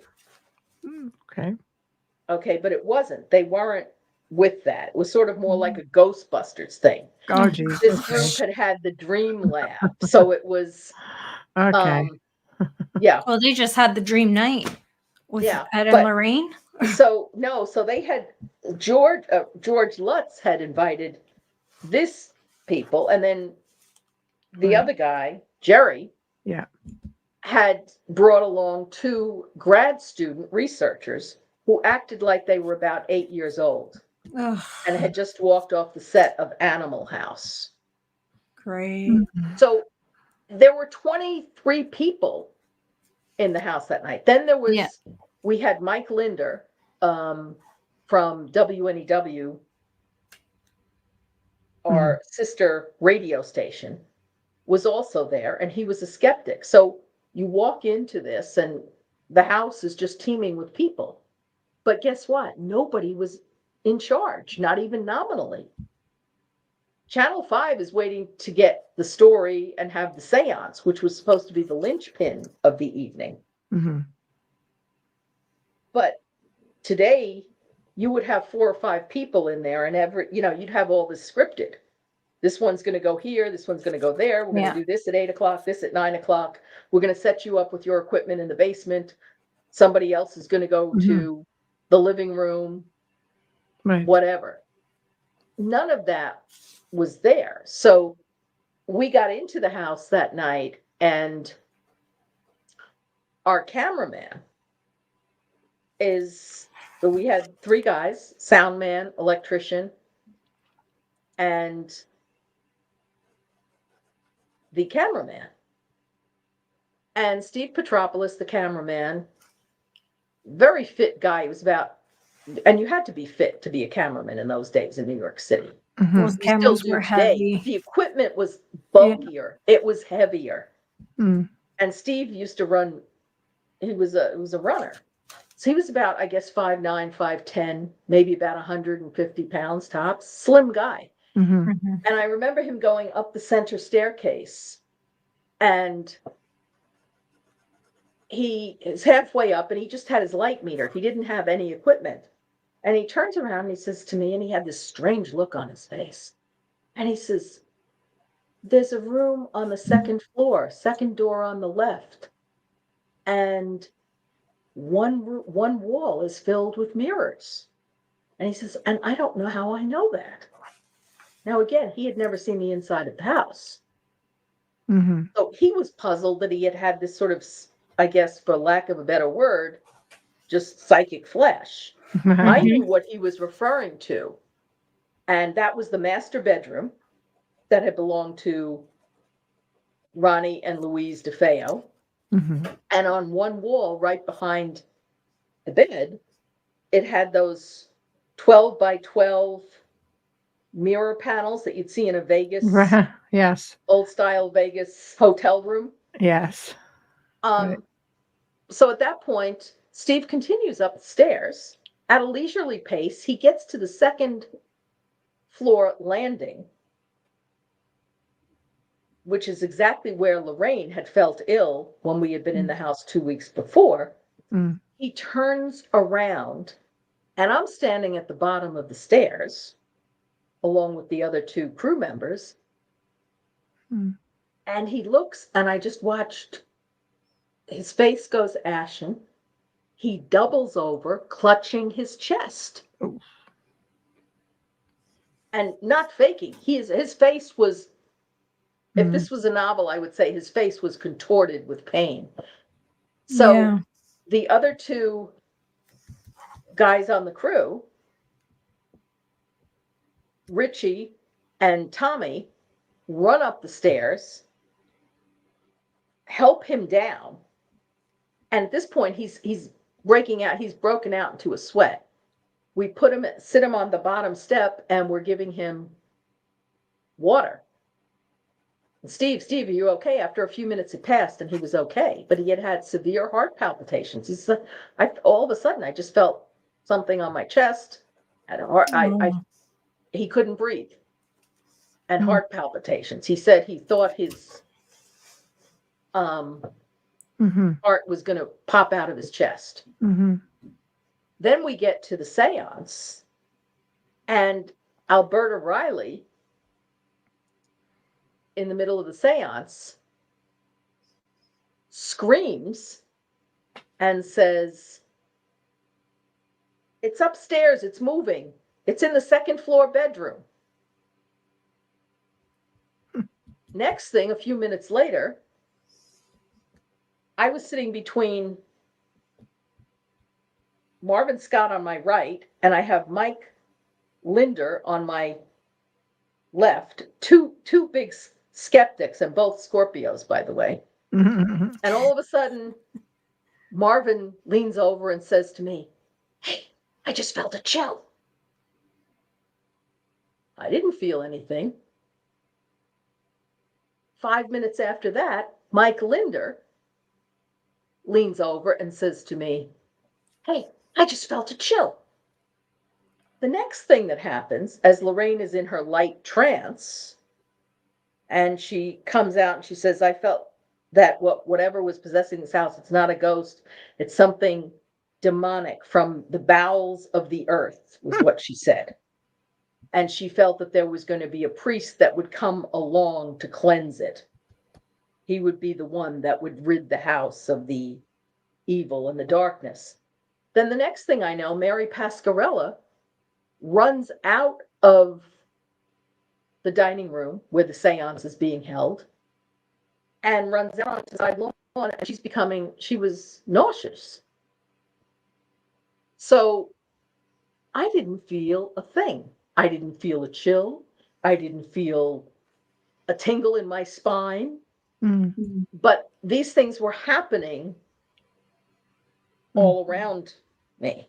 At that point, when the seance was over, okay, what's everybody going to do? So Ed was very vexed with this, Jerry Sulfan from the Dream Lab, not with Jerry, but with the two guys that were with him, because they were saying to Ed, "Have you ever seen a ghost?" Again, they were so dumb. So Ed says, "Go down in the basement, hang out down there." But there was too much going on. Yeah, too many Somebody people. broke into the liquor cabinet. Of course. Okay. You got almost 25 people in the house. I know. So at this point, Martini and a seance, right? the thing that was scaring Marvin the most was that we were going to have no story, that it was going to look like Geraldo Rivera opening Al Capone's vault and the emperor has no clothes, and that we were going to bomb, and that Marvin and I were going to get tagged for the fact that nothing supernatural happened, and that no ghosts or whatever you want to say had showed up. So Marvin says to me, he says, "That station," he says, "Monsky will devote a lot of time to this, but I don't think we've got it."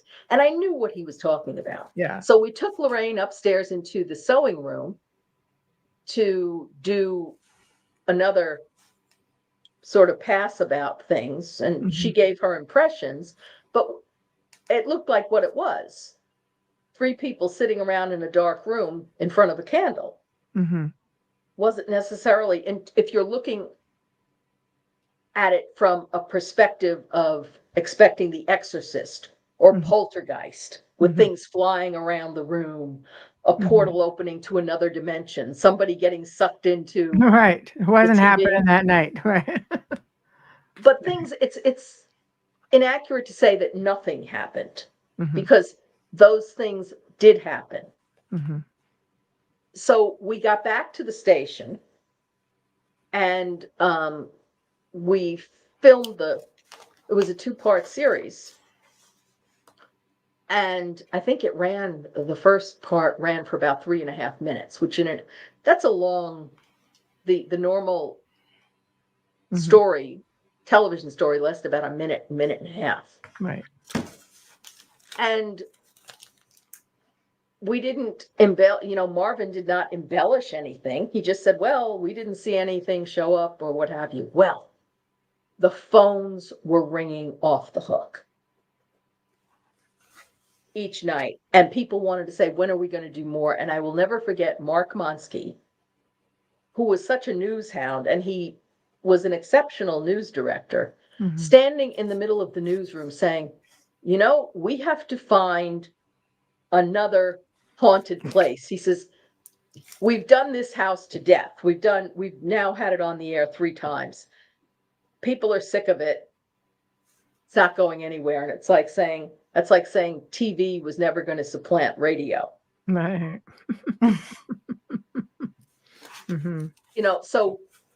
But for months afterwards, 6 or 8 months afterwards, we were still getting calls from people wanting to know more about the house. And then I went back in with Hans Holzer and Ethel Johnson Myers And she was a deep trance medium. Mhm. Lorraine was a light trance medium, which meant she closed her eyes, Mhm. tuned in to whatever channel or channels she was getting. But she wasn't being channeled like. Exactly. And she was Yes. aware of her surroundings, whereas Yes. Ethel had her spirit guide. Mhm. And the amazing thing about that, when you saw Ethel, who was she had to be in her 70s then, you know, in the high top shoes. Mhm. She had been a former opera singer. Wow. And she had gotten that there was, and I had told Hans about this and also the Warrens, that this, you know, there were Native Americans' bodies that had been found there. It Mhm. was not a Native American burial ground per se, like what you and I would think of as a central cemetery, but the Mhm. Native Americans were all over Long Island, obviously, Mhm. and you're going to live by the water because Yes. it's your mode of transportation, it's a food source, it's a source of Mhm. drink, Yeah. conveyance, etc. So, and they Mhm. had dug up while they were digging for a root cellar back in 1895. Wow. They found 4 bodies there, and I had actually, when I did the original research, right after the press conference with Weber and the Lutzes, I had gone to the Amityville Historical Society and found the stories from the Rockville Center Mhm. Gazette, the Brooklyn Daily Eagle, Mhm. on 2 separate occasions that they had found 4 bodies there, including what they thought was the body of a chief because he was found in an upright position. And the bones were in pretty good shape. Mhm. Well, 2 weeks later, I went back to make some photocopies, and those stories, all mention of that had disappeared. Oh, come on. And no, I'm not kidding. Wow. And for What? years, for decades, the Amityville Historical Society disputed and denied that such a find had ever been made. Of course, there is such things as microfiche, so certainly it has resurfaced, and I have those clippings now. Good. Right. But Right. so when Ethel Johnson was there with Hans and he was taking her through the thing, all of a sudden I saw this little old lady transform, and all of a sudden she had a great big Adam's apple there on her neck. And the voice came through of a Native American person who said he was very upset because some kids had found his skull, the skeletal remains of his skull, and were kicking it around like a football. So, and that upset him. So we did that with Hans, and then Hans wrote a book, Mhm. Murder in Amityville. Hans had hooked up with and made some type of a deal with William Weber, and I was never privy to the particulars of that, and I didn't ask, so that he could get access to Ronnie Defeo. Oh. And he had actually gone up and interviewed Ronnie, and Ronnie was going to tell Hans what he thought Hans wanted to hear. Mhm. That stuff went on, and then Ronnie would spend the next, until he died 3 years ago, Mhm. just making up whatever story he could. Whatever. He changed his story so many times. Mm. I don't think he even, I question whether or not he even remembered the truth. He always denied that Mhm. he killed his Mhm. siblings. He only admitted to killing the father, but he was trying to place the blame on Dawn, Mhm. you name it, still. Wow. Wow. So There's so much more. I know. From Yes. on before, and we're already past the top of the hour, and God, I mean, we could be another 2 hours just to cover everything. Well, What? tell me tell me what you would like me to hear. What ask me questions. I would, Because I would, could talk about this stuff. I have, I all know. these years of collected. Oh no, what I would like to do, because I would like to get everything out, is see if you could come back in October.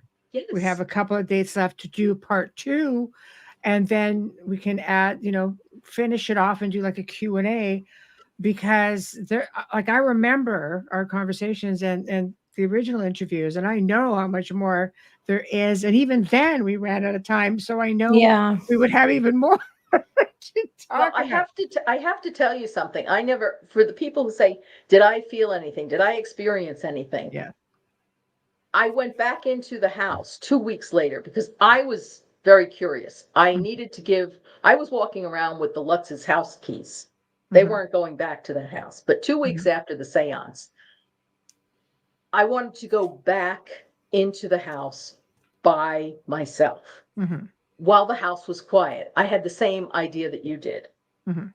which is with so much going on. And so did Ed Warren, by the way. Ed Warren called a halt to everything at about 4 a.m. Right. Okay.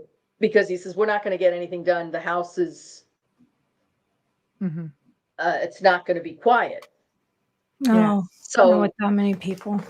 I don't know why we didn't opt to go back in again with the Warrens a third time Mhm. with just them. But I wanted to go back in by myself, Mhm. being the nosy, inquisitive budding reporter I was. Only I said, okay, so I was going out to give the Lutzes back their house keys. It was on a Saturday afternoon early. I said, I'm going to stop at the house. I'm going to bring my dog Fritz with me, who was a Shepherd Labrador mix. He looked like a Mhm. shepherd. And if this dog were alive today, he would be one of those dogs, I'm convinced, that, like a golden retriever or a Labrador, could sense heart attacks or seizures, one of Right. those. He was sort of an empath. I wasn't going to be stupid enough. You know how you always see the old horror movies from the 50s and 60s, or even the 40s, where the damsel in distress goes running through the woods Mhm. Yeah. in First high the heels. basement. Yeah. First the basement. Or decides she's going to go to try and kill the vampire at sundown, just before sundown. Duh. Mhm. I said, well, I'm going in. If there's anything here, I'm going in at high noon with my German Shepherd for protection, because he's a big dog. He's 120 pounds, big German Shepherd. So, and nobody, I'm not really supposed to be there. Mhm. So I didn't tell anybody what I was doing. And again, no cell phones, no nothing. Mhm.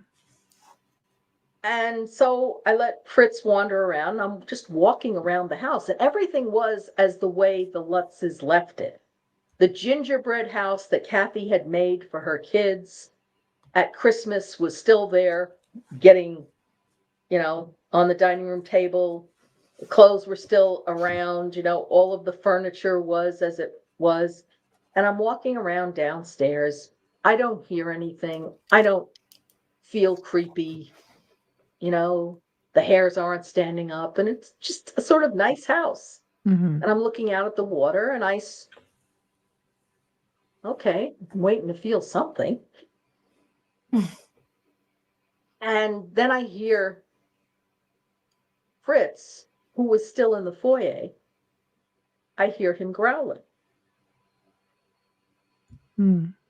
So I walk back out, because I was sort of towards the back of the house, like by what was the sunroom and things like this. And there's my dog, who was a very calm dog. And he was, this dog is used to New York City and, lots of things. He's not rattled. No. He's And used to the noise. Yeah, he's used to people. He's used to a lot of things happening. And there's my dog standing at the base of the stair,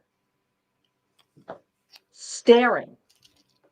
My dog is stock still, and he's staring at a fixed point at the second floor landing. Again. The Yeah. same spot where our cameraman had the heart palpitations, where Lorraine had been feeling ill, and the hackles were up from his neck to his tailbone. Ooh. And he's not moving. And he's just growling, and he's looking at something. And now that creeped me out. At that point, I'm starting to say, because, animals can sense things that we can't. I couldn't hear anything. So somebody listening might say, well, maybe it was squirrels in the attic. Maybe somebody was in the house. But no, if it had been a live body other than me, that dog would have charged up there. Because I remember my grandmother lived in a 2-family house on the second floor, and her landlord had the first floor apartment, and his son came over to visit him one day, and the son had grown a beard and came in the front door, and Fritz was upstairs with me, and he saw him coming in, and that dog charged down the stairs because he thought that the dog was and he thought that the man was an intruder, and he was going to get him. And that dog was normally friendly. So the fact that my dog, if it had been a squirrel or a cat, something that had gotten into the house, he would have gone up there. But the fact that he was standing stock still, that to me was Caution. scary. So Yes. I started to go up the stairs. And then I got midway up the steps, and I said, Laura, what I really felt deep down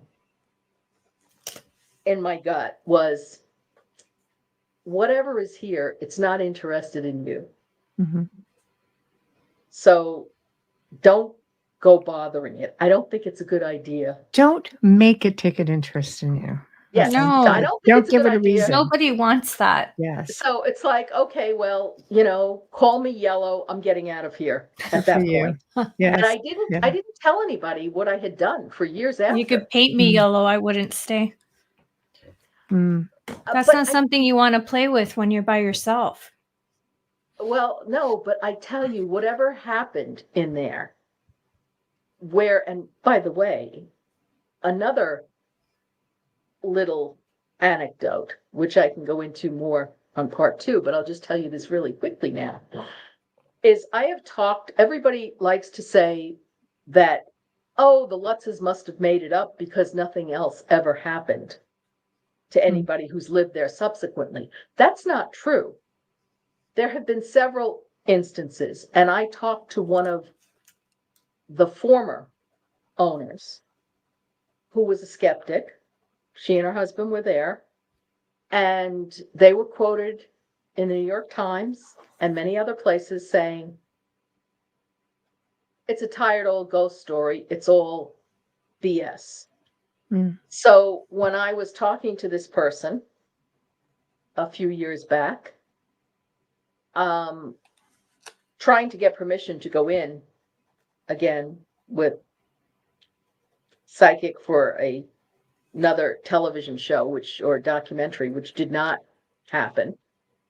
I said, we thought we'd like to take Danny Lutz in there to see what his impressions are decades later. I said the name Danny Lutz, and all of a sudden, this person who was the owner at the time of the house, who had been poo-pooing the notion, she said it was all made up. It's like watching somebody turn on a dime and say, Danny Lutz, that little blah, blah, blah, and the string of expletives followed. He's the reason. He and George, they're the ones that brought the darkness into this house. I would never let Danny Lutz in here again. What darkness? Right? Well, interesting. The person went from saying it's a tired old ghost story, and it's all made up for Hollywood, right, to I'd never let this person in here. She Right. just wanted it to be left He's the alone. one. It's his fault. Now, whatever you think of Danny, and He was just a baby. he was 9 Mhm. years old. No, He Mhm. didn't bring any darkness in there. he didn't bring anything in there. It was there No, when but they got there. I do think that there's a correlation between Ronnie Defeo, who drug addict, evil, and people have said, well, I don't know what his psychosis is. I'm not, different psychologists gave their assessment of him at the trial, Mhm. but it's evil what he did, pure evil. Mhm. So even if you don't believe there's anything supernatural, he's It was- evil. And I think you can leaves residue. It leaves an Just like a imprint scar. in time and space, and it that just doesn't go away. The impact that it leaves, it's like a ripple effect. Yes. And then the a lot next of thing you have, bodies, traumatic death, a lot of bodies. yes, less than a year later, the Lutzes move in, and whatever was going on there tapped into George. Mm. Mhm. So there is that connection, a place in time. And it worked on George. And at the end, I don't care, there were definitely things that were exaggerated Mhm. Of by course. the press, by the Lutzes, but at the end of the day, I think something happened to the Lutzes. You don't just suddenly, go in Mhm. and I agree. develop a new persona, Mhm. if you will. I agree. I think vultures, this vulture kind of got to him and took him into a different direction. And unfortunately, that added to the discredit. And a lot of Hollywood is not gentle. Hollywood has creative control. They come in, they make a film, they embellish it, they want the ratings. And in the end, that hurts the true story. That's why they say the documentaries are always more truthful and more interesting than feature films. Oh, yeah. Haunting in Connecticut is one of them. For a reason. Yeah. Yeah. Well, Right. I did a lot of investigations. I did several investigations accompanying the Warrens over the years, and we remained friends. I Mhm. didn't talk to Lorraine every week or every day, Mhm. but very interesting thing. And I think I told you this the last time, but for all the new viewers, back in early May 2006, I was sitting here in my office and I'm writing a report on computer servers.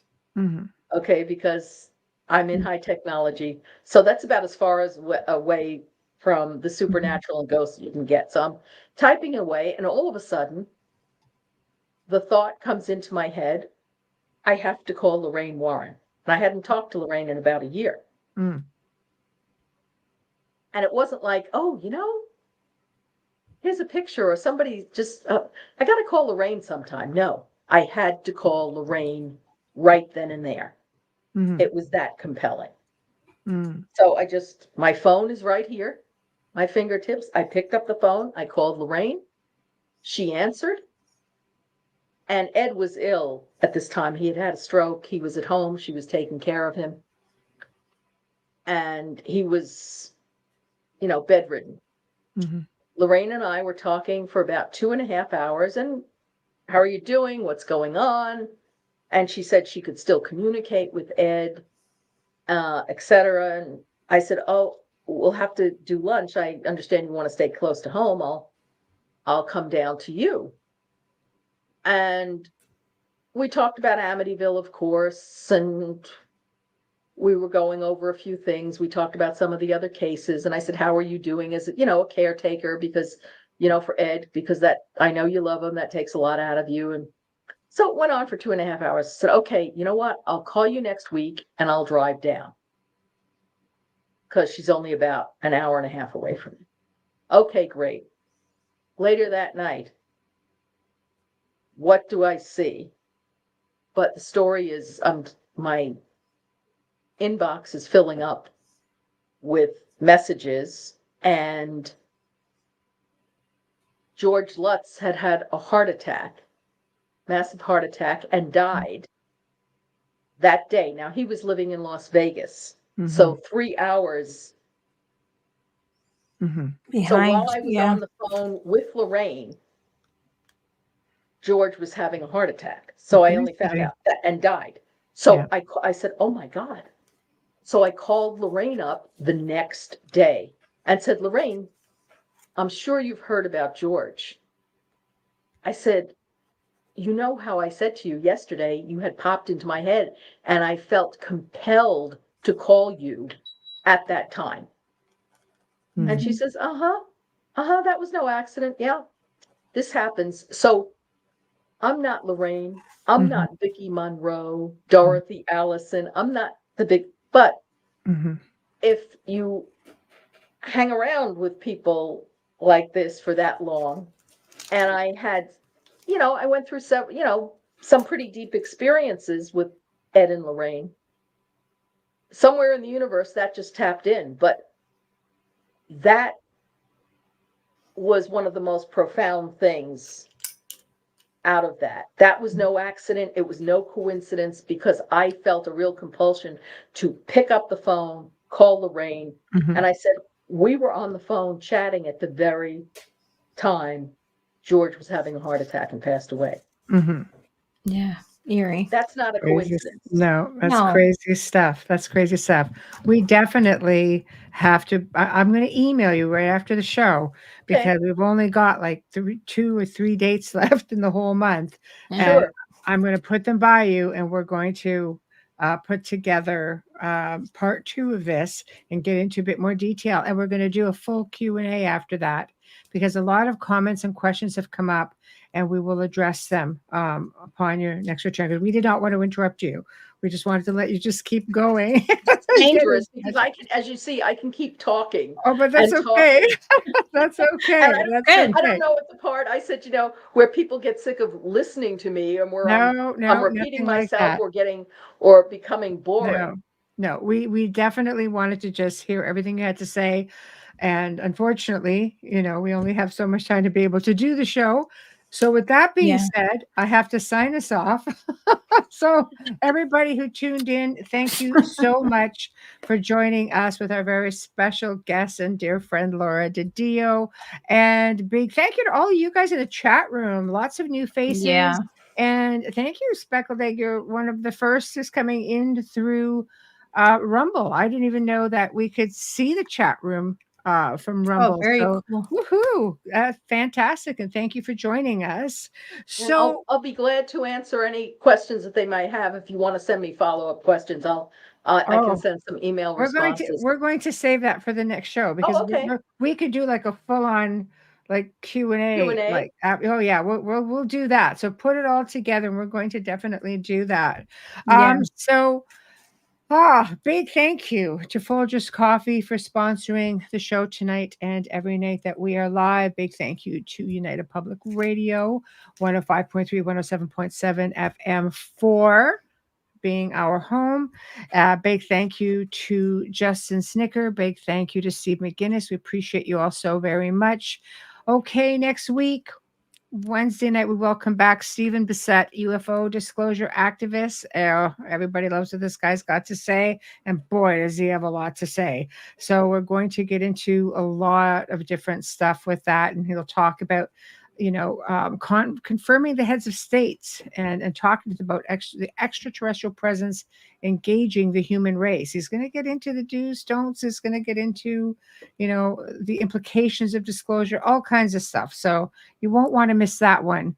And of course, we're supposed to have Mindy Toutfest, who's going to be talking about her book, Dying to Meet Them. And she is a contactee, and it's going to be exciting. So it's going to be more of a UFO-based, contactee-based week. But anyway, have yourselves a fantastic weekend, you guys, and we shall see you all next week. Good night.